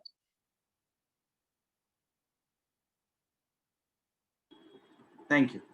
Yeah. Dr. Joshi, there are a couple of questions for you. First one is, with such financial reservations, do you still propose smart cities? And also about the financial analysis, Vasant Maishurmat is asking, is it possible to cancel such fantasies? No, I have looked at the questions in the chat and I have answered. So everyone must have looked at it. But still, me put the thing in perspective. See, canceling smart city would be again a disaster like Amaravati. The solution is to go with the open eyes to look at all the projects which were earlier identified, to accept the fact that yes, we looked at other aspects. It's not like that the projects other not looked into, but we didn't look into the parameters of the financial sustainability, cost efficiency, and those financial aspects. And then you can, of course, stream those projects. You can prune them down. If I have to say that, okay, 1 lakh crore is what amount is on the table, because government of India will be giving 48,000 crore and states have promised 48,000 crore. So let's say, accept the fact that, okay, 1 lakh crore is what financially viable because resources are available. Given here and there some another thing, then from 2 lakh 5,000 crore, whatever is the project total size submitted, the project should be scaled down to the 1 lakh crore or 1 lakh 10,000 crore, because finance is on the table or resources at least can be earmarked for that. So that could be first level of the financial sustainability. Secondly, as it missed that it hasn't spelled out anywhere in the smart city mission that XYZ financial reforms will have to be done. Municipal bodies will have to raise X amount of the amount money. So that again can be revisited. Each city has a different economic base and different economic capabilities. So a right kind of a analysis should be carried out. And in the light of the financial capability, which was totally missed, I would like to give you an example. There is a one city of 50 lakh people and having more than 4,000 crore rupees annual revenue and 1,500 crore rupees annual surplus, revenue surplus, which they can put for the capital investment. That city has submitted 2,500 crore rupees CDP. Perfectly fine, it's financially viable because it just amount 10% of their, if I take that 500 crore rupees annual outlay, then it just amount 10% or 0.30% of its capacity for that city. But there is a similar city, another city in smart city, which has only 50,000 population, and their 2,500 crore rupees smart city proposal has been adopted or approved. Now, where 50 lakh city having 2,500 crore rupees smart city proposal with 1,500 crore surplus, and here this city which has annual turnover of 12 crore rupees, not the 4,000 crore rupees, gets the smart city proposal approved of 2,500 crore. Now, just imagine if that 2,500 crore investment happens in that city, which is going to happen because everybody is at the moment just looking at that, okay, 5,151 crore at the 2 lakh 5,000 crore. And I showed you the figure that entire monitoring is how much tenders are being called. It shows that 1,67,000 crore tenders have been issued, or a work order has been issued of 1 lakh crore. So that is not the way to go ahead with the project. Accept the reality, revisit it, salvage it, carry out the financial reforms, be cautious, adopt the financial capability of each the city, scale it down it proposal. Some have submitted even 6,000 crore rupees smart city proposal. So scale down them, make them financially viable and implement them. So that is the recipe. Dr. Joshi, there are a couple of other questions. One is there any example of successful financially viable projects, and how successful are municipal bonds? Financially successful, viable projects, there are examples I won't be able to quote, but see, any project, suppose you are constructing a certain tourism place or parks and garden and entertainment facility. You may successfully complete it and it may become financially viable if you have bureaucratic and political will to charge accordingly. So it's financially successful projects are not something rare thing. example can be found in each city and at least in another 200 cities, which are above 1 lakh population, or 500 cities. Somewhere here and there, successful projects are there. It's not like that it is not there. Issue is having that one of successful project will not solve the problem. So you need to take into account entire city's sustainability and its financial capacity. Coming back to the municipal bond, see, one has to understand municipal bond is a secondary option. It's a borrowing. You and me can borrow only if we have some surplus, which we can give as a repayment for that loan. So municipal borrowings, municipal bonds, almost 33 issues have happened. Cities have raised 3,000 crore rupees in last 30 years. So there is nothing wrong with the municipal bond as a concept, as an instrument. Issue is your capacity to raise it. The person who is not having a A-grade credit rating, Indian investor don't invest, because Indian investors' appetite is not for less than any A-grade bond. Now there are only 35 cities out of 500 cities which have more than 1 lakh population who have A-grade rating. So technically only 35 cities can access the market and raise the bond of a X amount, because they have that much capacity. The way you and me can go and take a housing loan, depending upon our own individual financial standing, we will get amount of the housing loan or any other loan. Similarly, municipal bond is not a first asset test, and the first financial sustainability is how much operating surplus or revenue surplus you have. That is the revenue income or operating income minus operating expenditure. And from everything in finance, start from that point. You can give somebody a borrowing as a capital, but that capital, that person must later on at least develop capacity to maintain it. So in public finance, we will say that first let's invest in the infrastructure. Perfectly fine, but then you need to develop by that time. You should not wait for financial reforms to infrastructure to come in, but by the time infrastructure comes in, you must have put in your financial reforms and must have got the financial capability to maintain that. So municipal bonds are successful technically and practically. Also, those 33 bonds which have been raised, there is no default. So all those municipal bodies which have raised it have not defaulted, have not got any distortion, market distortion. But you can see the space in 30 years, 26 years, first was happened in 1996. So in 24 years, how much we have raised is only 3,000 crore from the cities, from the market through the bonds, because municipal bodies do not have capacity to borrow. Thank you. There's one question for Marina. Manoj Narayan is asking, is adequate affordable housing a possibility at all? Yeah, I would definitely say yes, and I know there are people on this webinar who would definitely agree. One is it would start with reimagining the way people imagine adequate and affordable housing. The settlements where people live currently are affordable, which is why they have developed these settlements, and that's what they find affordable. To make them adequate, of course, the state would need to enter by providing tenure, by providing basic services, but it would really require a shift in perspective from stop seeing slums as problems and as eyesores, but how can you properly develop them and ensure that people can live there, live a good quality of life, and live with security. So both are possible, they even exist currently. It is a matter of sort of changing the way one thinks about slums in the city. Thank you.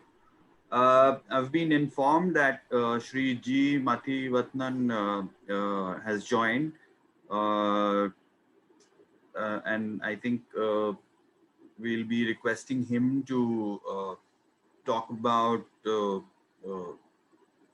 our smart cities and apt response to Odisha's urbanization challenges. Just briefly introducing Sri Mathivatnan. He's an IS and is currently serving as the Principal Secretary Urban Development, Government of Odisha.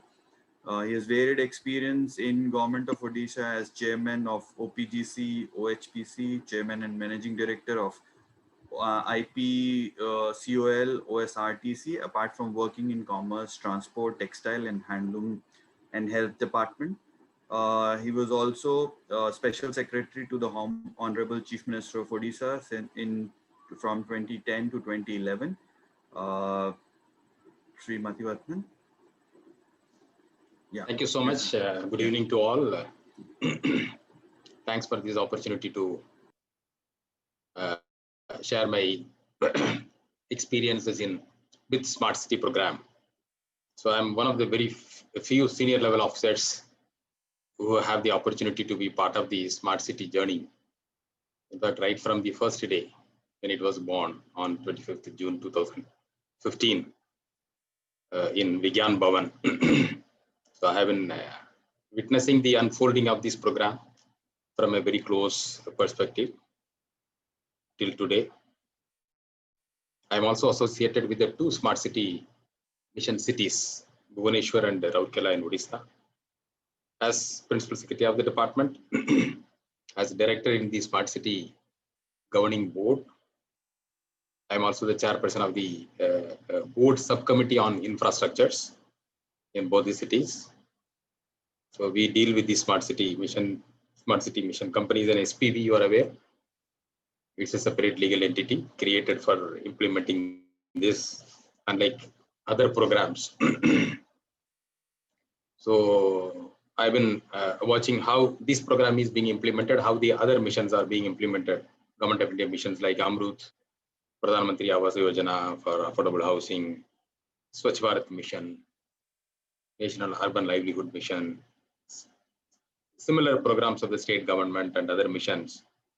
The difference between Smart City mission and other missions, the learnings these missions offer to us, how it works in the field, which mission works, which mission does not work, what succeed, what does not succeed. If something succeed, which are the components that succeed, that make it as possible.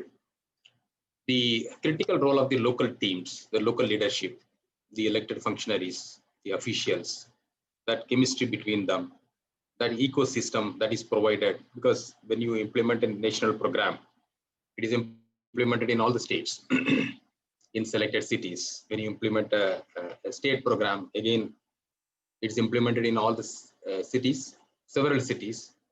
So when a same program is implemented with the same scheme guidelines, so how the program gets absorbed at the ULB level, how they behave differently, given the differential ecosystem and the contours, context in those particular cities. Very interesting to watch the behavior of these schemes. When we design a scheme, in fact, we keep several things in mind. So how much rigidity the scheme should have. If you see the Smart City mission program, the prescriptions given in getting the proposal made, guiding them, giving a prescription of do's and don'ts, whether it is Smart City mission or Amrut mission.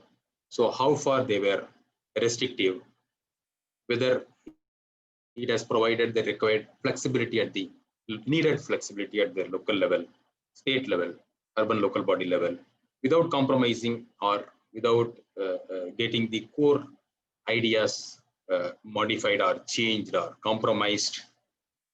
To what extent rigidity can be fixed, what extent the flexibility can be introduced, at what level, how far we can go, and if what kind of rigidities these schemes offered or flexibilities these schemes offered.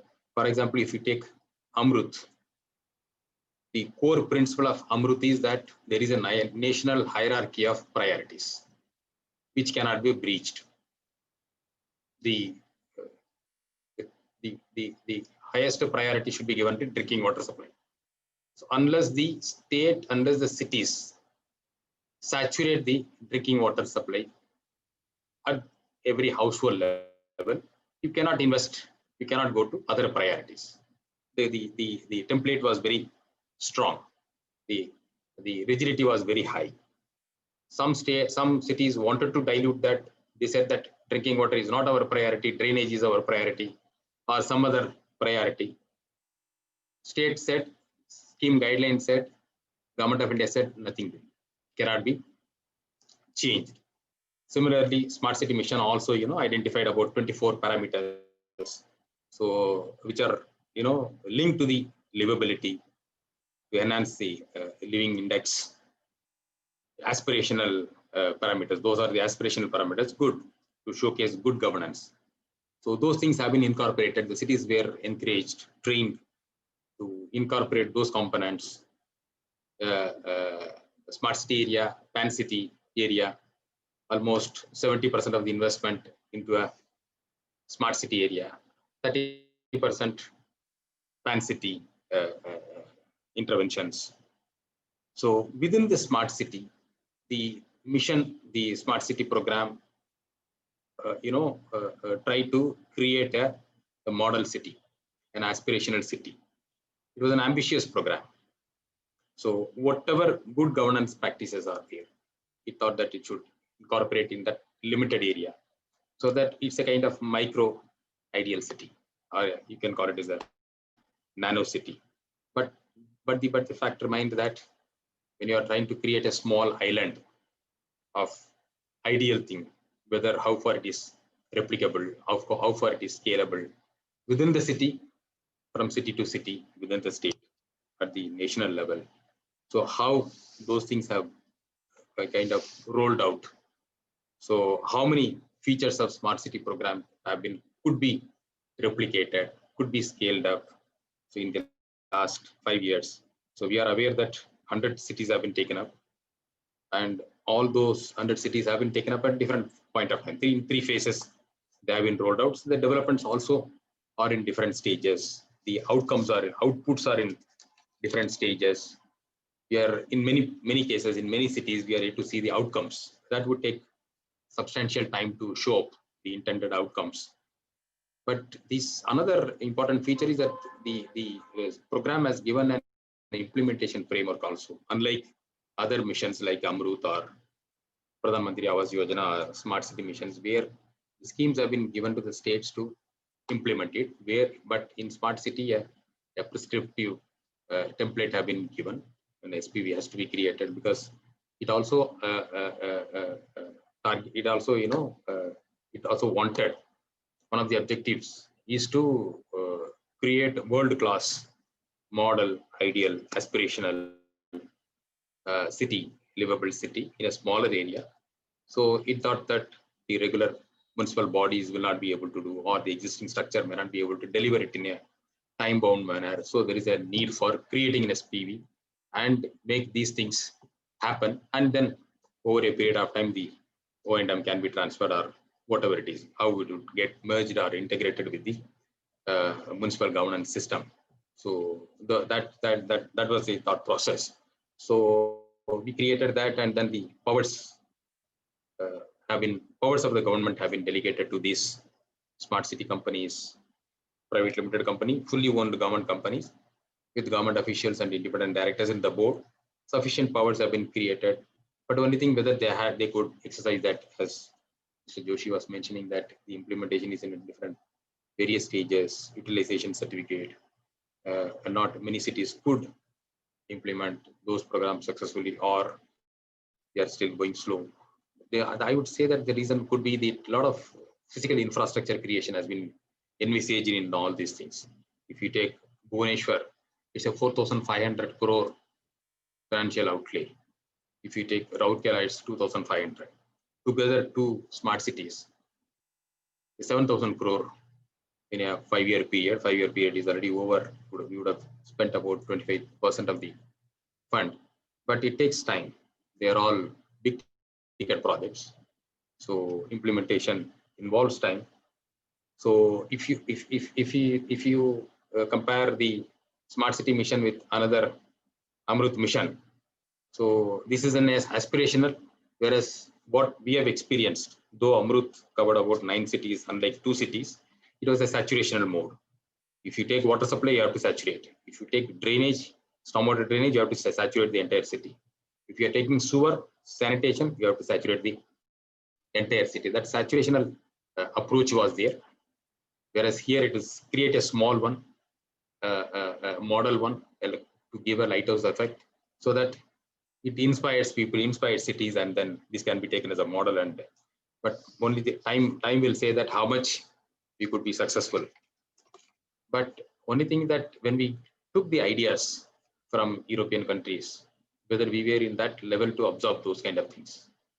When most of the smart city proposals contain a very high level of technology linked to projects, technology enabled projects, whether it is intelligent traffic management system or command and control system, command and control centers, integrating the functions of traffic, the ambulance services, fire services, electricity, water supply, sewer, all these utilities combined and managed centrally. So with supported by modern technology. So whether these verticals, normally government, the municipal body, they operate in silos. You have a police, you have transport department, you have water supply department, you have sewer, sanitation, you have electricity, whether the electricity company is there. So all are operated on a silos basis, separate verticals.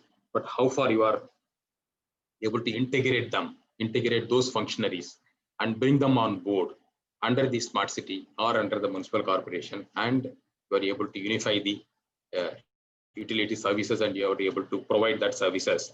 So it is yet to happen.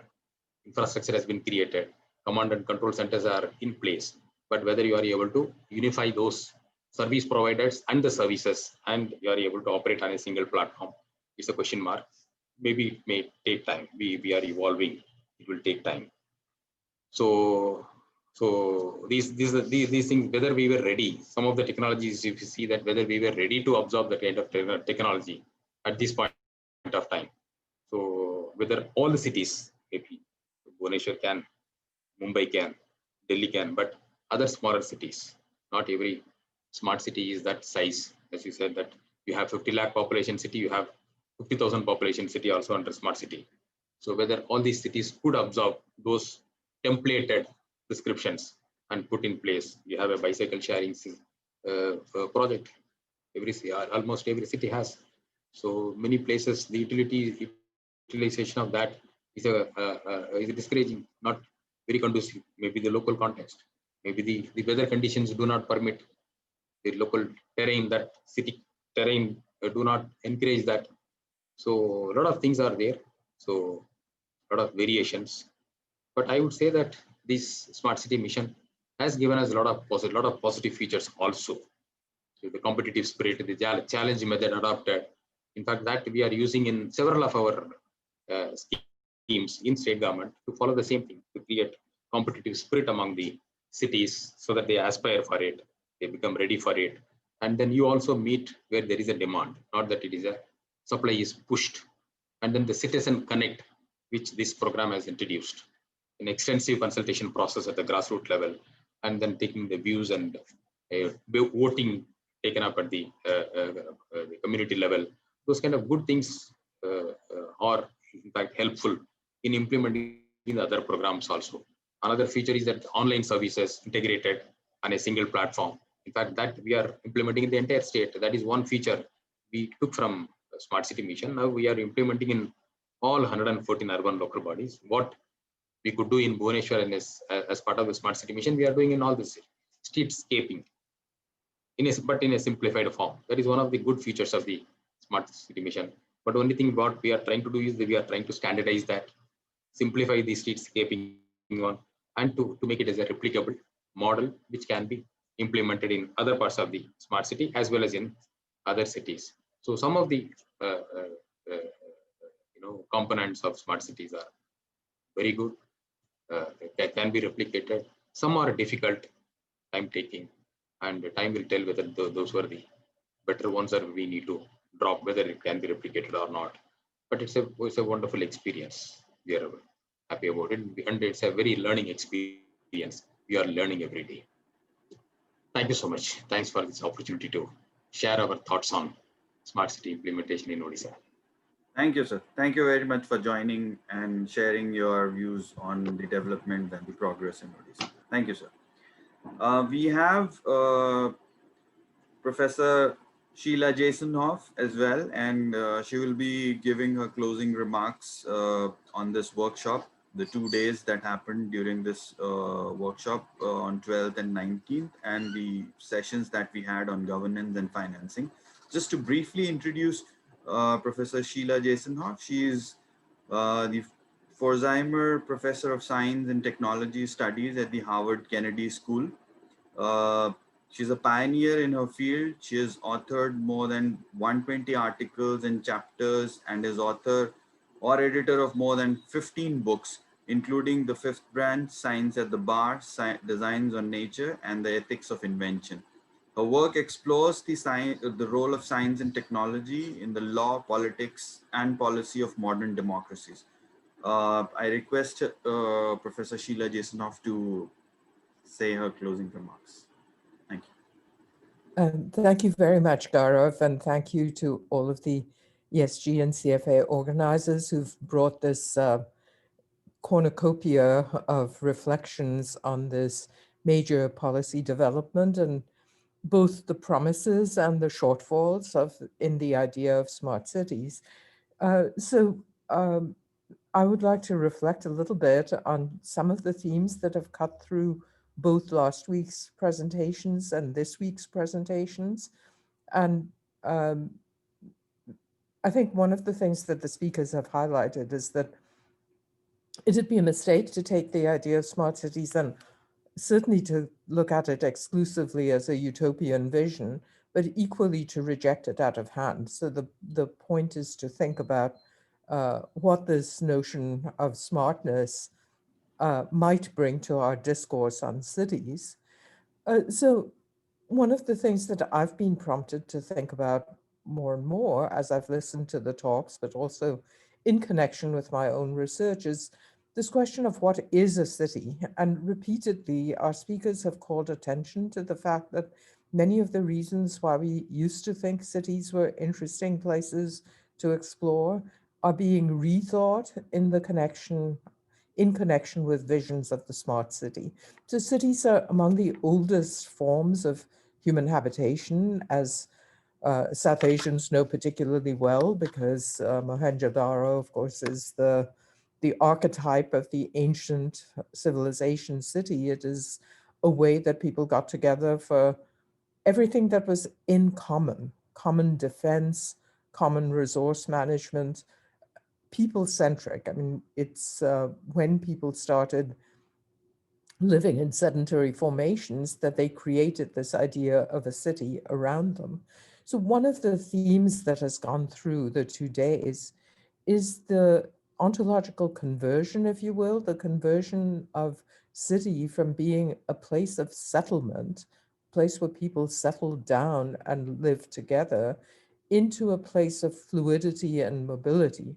So this idea of capitalization, you know, what becomes a flow rather than structure, that has been one of the striking things. And I think the collaboration between the two entities that are sponsoring this project is emblematic in a way, because the environment is that is ESG's focus has been a place where people live in some kind of a relationship with their surroundings, with nature, with rootedness, whereas financialization, capitalization is about turning things into flows.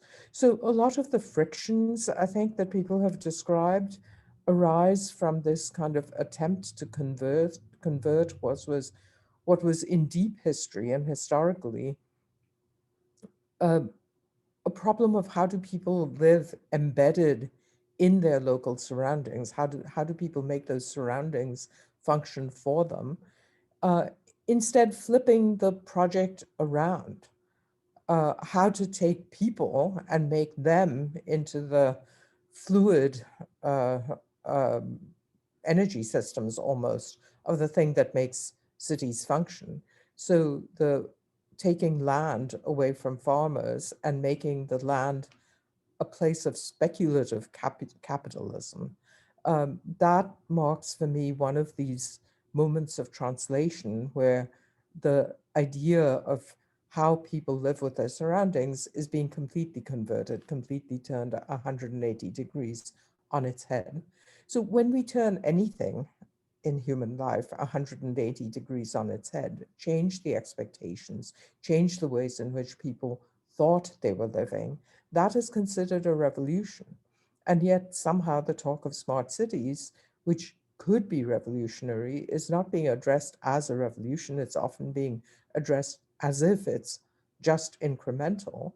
But again, as we've seen throughout the case studies, for instance, the ones about infrastructure from last week, where people talked about the fact that infrastructure that was being promised as an aid to pedestrians and poorer people living in cities, in fact, was doing the opposite, was having the effect of encouraging vehicular traffic and downgrading the place of people who are living closer to the ground. I mean, these kinds of shifts from living in place to living nowhere, from being rooted in surroundings to becoming fluid and mobile, these revolutionary changes are not actually being taken note of as the degree to which they represent complete reversals in people's expectations of how individuals are supposed to live in land.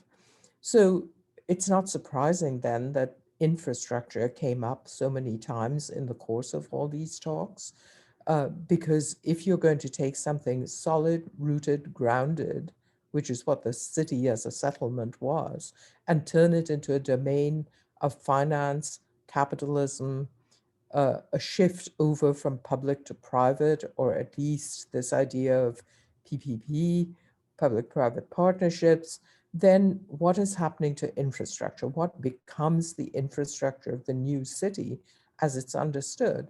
And I thought today's discussion, the opening discussion that Carol gave about Amaravati, is not then surprising. I mean, that is, why is it still standing fallow in a sense? I think partly because the radicalness of the kinds of shifts that need to go on to realize this vision of the smart city is not reflected in the procedures and the politics of the way we go about making these changes. So to some extent, I think the success failure story has to do with places in which people have recognized what the nature of the shift is and have started somewhere else. One of the things we heard about a lot in the discourse of the smart city is top down. People didn't say bottom up as often. I think if one does a sort of word cloud of the two sets of presentations that we've heard last week and this week, one would hear top-down, centralization, these kinds of terms.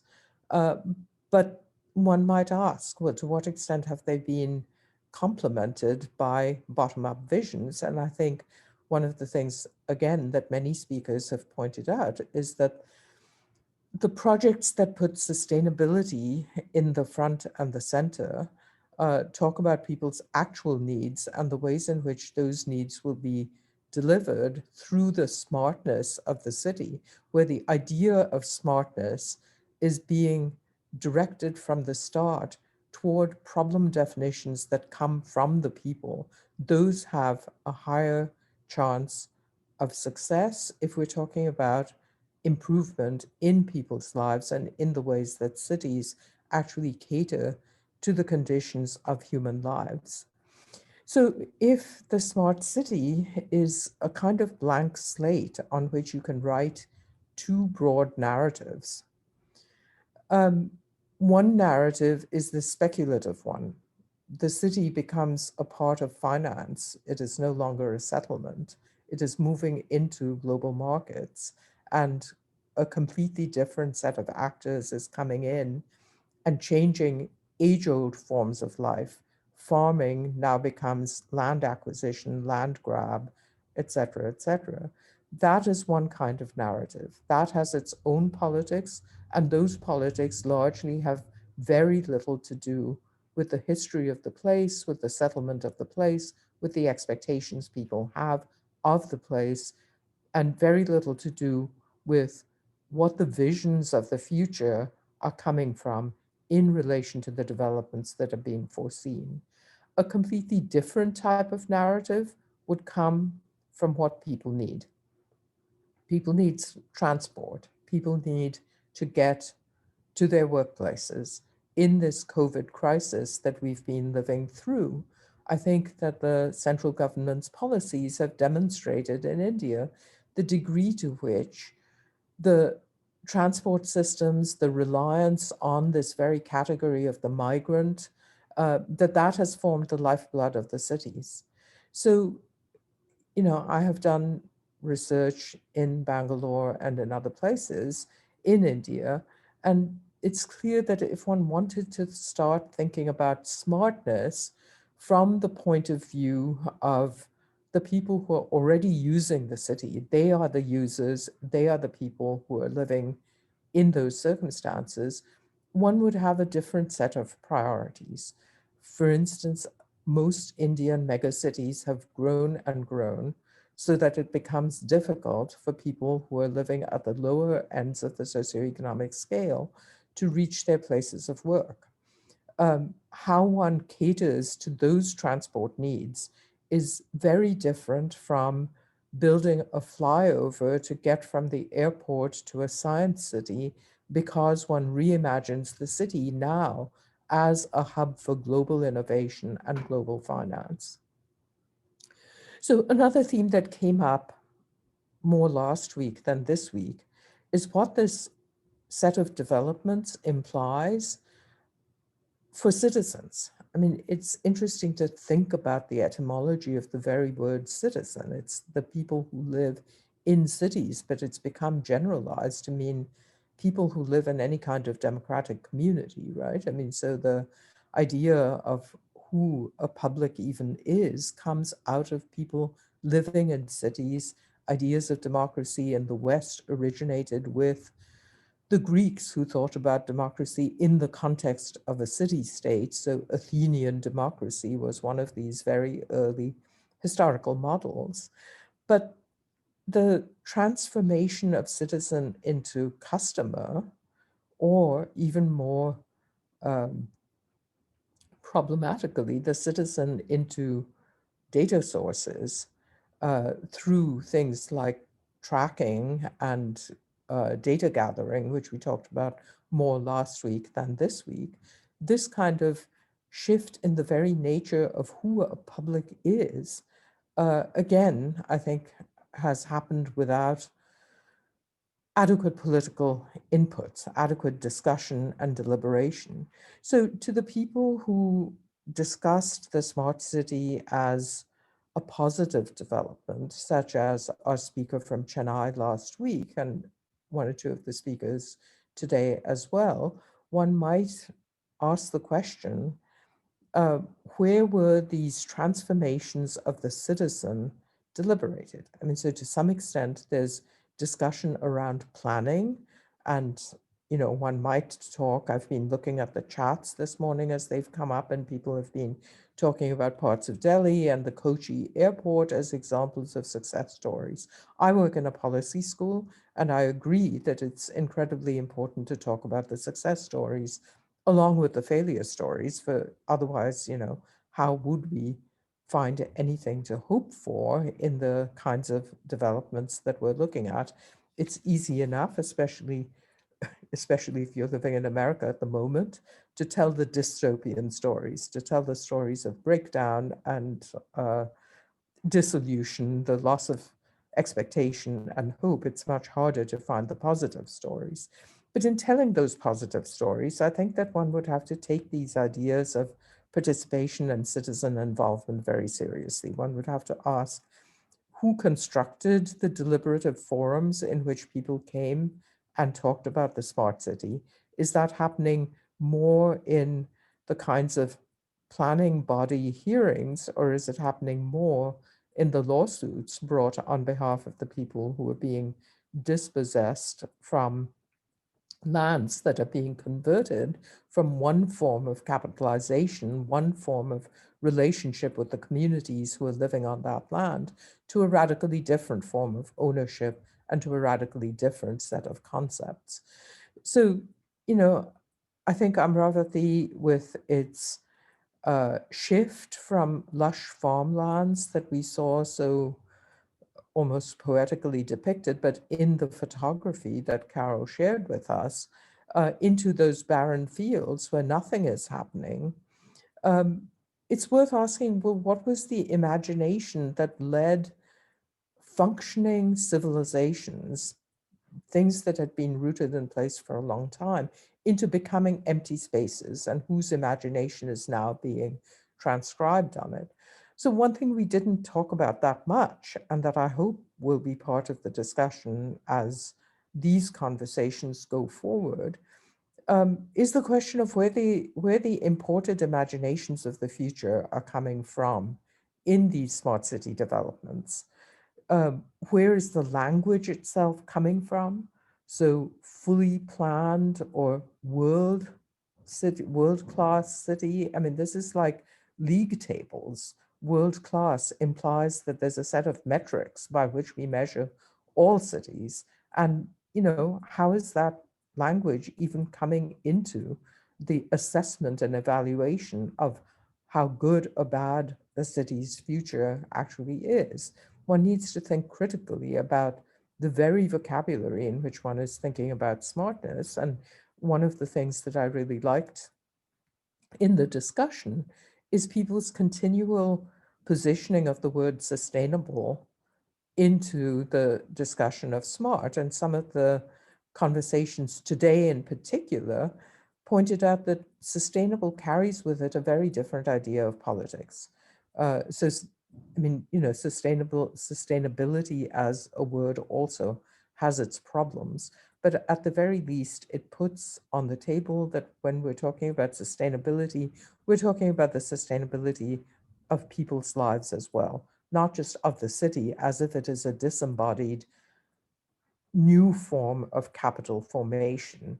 So the conversion of the city from a living, breathing organism, which is sustainable, to the conversion of the city into an agent of global capitalism, that transformation can only be discussed, I think, in these juxtapositions of smartness with sustainability, and the very different implications that these words have for who is in the room, who is going to be discussing this set of issues in the first place.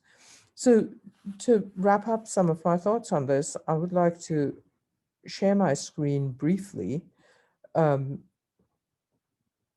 point out that this is not a new discussion in the Indian context at all. So Chandigarh was not discussed as a smart city because it predated the new vocabulary of the smart city, but it certainly was a planned city. And this little map sort of illustrates the vision of smartness that was laid down when Chandigarh was first imagined. But when I went to visit Chandigarh, I went for a different reason. I did want to see the planned city, and I did want to see the Le Corbusier buildings. But in a way, that was a precursor of today's discussion. It was an imagination brought in from outside. It was imposing a kind of structure that was consistent with a Nehruvian in that time vision of modernity, as if modernity is the same thing, regardless of the ancient histories that give rise to the present. I mean, so it wasn't a modern that grows out of the history of the old.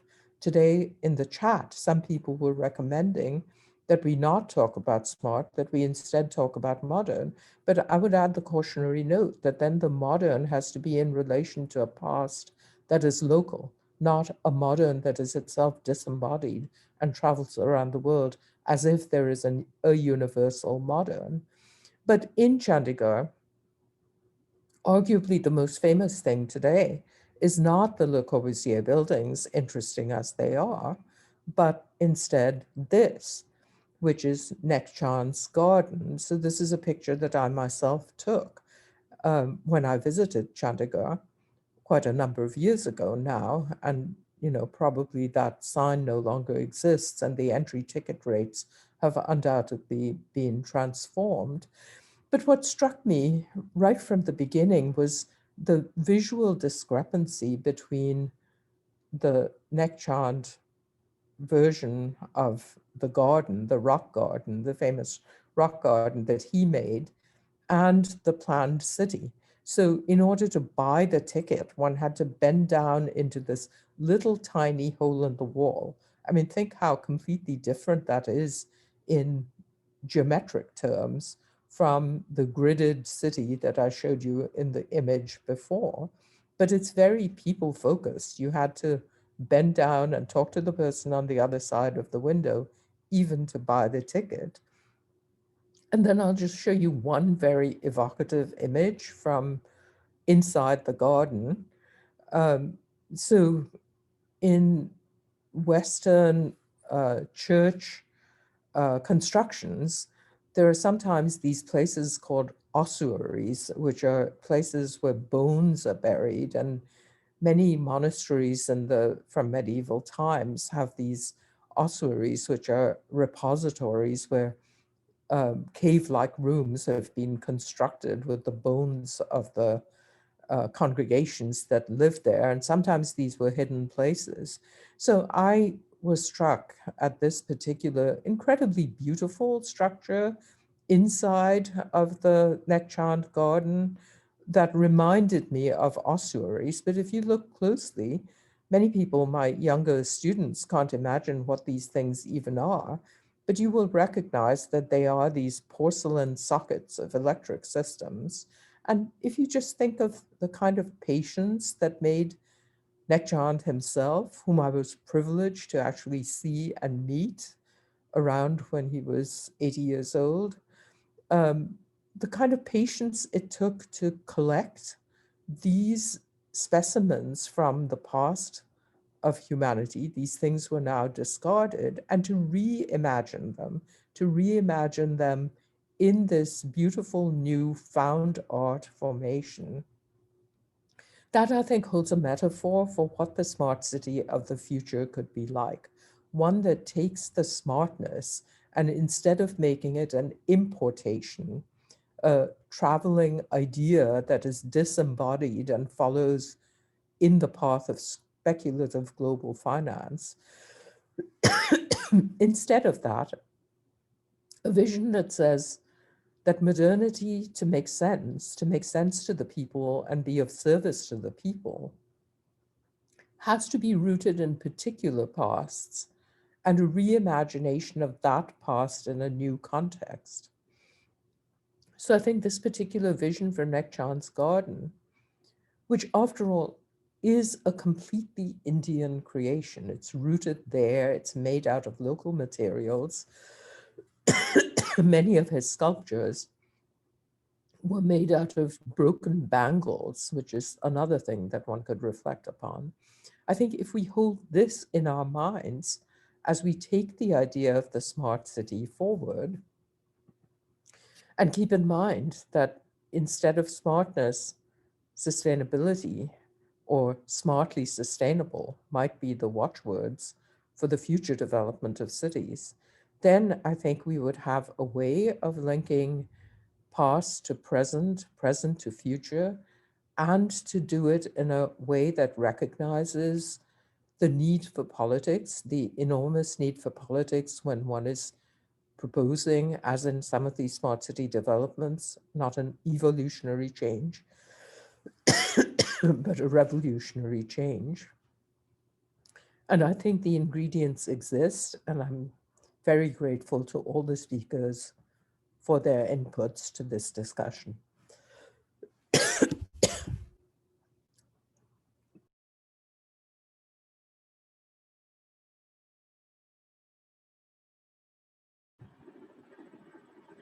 Thank you, Professor Sheila Jasanoff, for bringing in those interesting pictures and thoughts about the local concepts and ideas. And I think how it matches with the smart city ideas and visions is something we need to really evaluate. I would like to invite now Leo Saldana, who's the coordinator of Environment Support Group, to to conclude and give his vote of thanks to the speakers and finally wrap up the session. Leo? Thank you, Gaurav, and thank you, Sheila, for those very, very, very thought-provoking ideas and you know interventions, which I think brings us to appreciate the role of what democracy was meant to be and how it has turned out, and what the future of democracy is globally as well, because the city-state was always touted as the center for democratic governance. And here we are now within that framework of the city, trying to establish islands of, you know, perfection, if one may call it. It's almost utopic. And in that sense, I think it also draws our attention to the relationship between people and the state and what has become of that relationship and what happens to the nature of governance, which is the interplay between people and state. State obviously was supposed to have dealt with the imaginations of the people, whereas we find in presentation after presentation that the state is imagining for the people. And is the state really imagining for the people, or is it the capital that is going around assisting the state or probably influencing the state to imagine for the people? And I think in many of the presentations last week as well as this week, we have come up with certain ideas and certain concerns relating to how beyond the language and the use of terminology of smartness and world class, which you have rightly asked in terms of the question of sustainability. Last week, we also discussed the question of inclusivity, and we also asked about the roles of the Constitution. So where is the constitutional promise? And here I'm reminded by Jawaharlal Nehru's own sense of reflection on his idea of the temples of modern India being dams, but dams being the mega projects. But mega projects came with a lot of risk, and Ben Flyberg and others have evaluated the risks of such mega projects across the world, and have found that they have actually resulted in lesser amounts of democracy than greater amounts of democracy. And I guess Nehru had a foresight into that, and he actually called it the disease of gigantism by 1958, actually, when he spoke to some engineers. And he says we should be very, very careful about this disease afflicting us. So I'm wondering whether that's the disease we are now being afflicted by, that we have to find islands of smartness, whereas everyone is capable of being smart, perhaps. So how do we negotiate that terrain? And I think that's the kind of discussion we have had today as well as last week. And I thank you very much for making time, despite forcing you to rise early there. As I definitely thank Mr. Madhivadanan, who I know has also got the responsibility of being the parliamentary secretary of the state of Orissa, and the cabinet meetings were going on, and to take time out and be with us and share your thoughts was immensely enriching. And certainly want to thank Marina for her excellent presentation on how, for instance, the people of Bombay are negotiating with what she called repackaging of what is normative urban development, providing housing for all. And now it becomes a smart idea. Ravikant Joshi went into the financials of the smart city projects and came up with excellent insights, as did Sitaram Shelar, about how, for instance, water, which was supposed to be a right, has now become a commodity.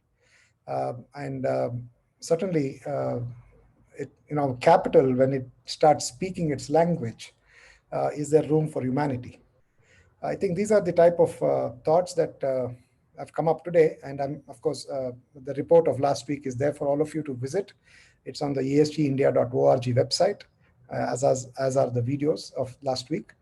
So I'm not going to go and thank all the people who have been thanked last week, but I must say that this discussion we have had over the past 2 hours and the discussion we had last week have been most enriching in opening up, I wouldn't say Pandora's box, but definitely opening us up to being very critical in our engagement with such ideas. And I echo what Ravikant Joshi said, that now that the ship is afloat, can we democratize smart cities? Can we make them inclusive? Can we actually make them smart in the sense that Sheila has just said of where, who constructed the deliberative forums? So the question really is we have to define who the who is, and does it include the quality of democracy as was promised in the 74th Constitutional Amendment in India, for instance. And I definitely know that friends from across the world are also listening in, both on this platform and also on Facebook. And they, for instance, have also shared that in highly developed countries, like in Germany, for instance, the inclusivity factor is a huge concern, though the center-led programmatic effort is not as dominant as, say, perhaps it is in India. So I think these are some of the comparative experiences that we have to deliberate as we move forward. And I must thank on behalf of CFA and DSG, all of you for making time. We did not give you much notice, but each of you have made time for us and ensured that despite your busy schedules, you actually help build a body of work which I hope can go around and influence similar discussions. And I hope, for instance, our friends like Madhivadanan or Chandramohan from last week who are inside the state will raise some of these concerns which have come up and allow some of us to also be able to interact with various systems of government. That's one of the issues that also came up last week, that there are no forums to have a very open and free-flowing conversation as we have had today and as we had last week. On that note, I also want to thank Sheila for helping us in building this today workshop with the kind of support from the Kennedy School in Harvard. And I also want to thank Silka and Christine from the Helmholtz Institute in Germany, who have been partners with the governance on socio-technical transformations. And these are the type of conversations which the project which we conceptualized along with our partners from across the world, which is called in short GOST, without the H, is to try and help people reflect, try and help people think about deep democracy, try and help people think about sustainability, try and help people to be critical with terminology as well as projects and the operationalization of both. So I hope we have succeeded in doing that in this two-day workshop, and we will definitely report back very soon in a matter of days. I must also thank my colleagues in ESG who have been tweeting away. I know that Ashwin is there, Malvika is there, Karthik is there, I don't know who else is there, but Shrestha perhaps, and they have been developing a wonderful collation of quotes from every one of you. I would request you to visit the Twitter handle of ESG and CFA, which is in your mails, and also please share them. And definitely this is also going online on, has gone online on Facebook, and we will put it up on our websites. And finally, I thank every one of the participants for their excellent questions. Please let's keep this conversation going. And though my thank you note has been rather longer than what I hoped for, I basically jumped in because my colleague Sana was taken away by another commitment just now. I hope I've done justice to thank everyone. I hope I've not forgotten anyone at all. And if I have forgotten, my apologies. So thank you all, and thank you. Have a good day, and please stay healthy. Thank you, Leo. Thank you very much. Thank you. We conclude. Thank you all. Thank you all the speakers and all the participants. I think it's time to wind up the session. Thank you. See you. Bye-bye. Take care.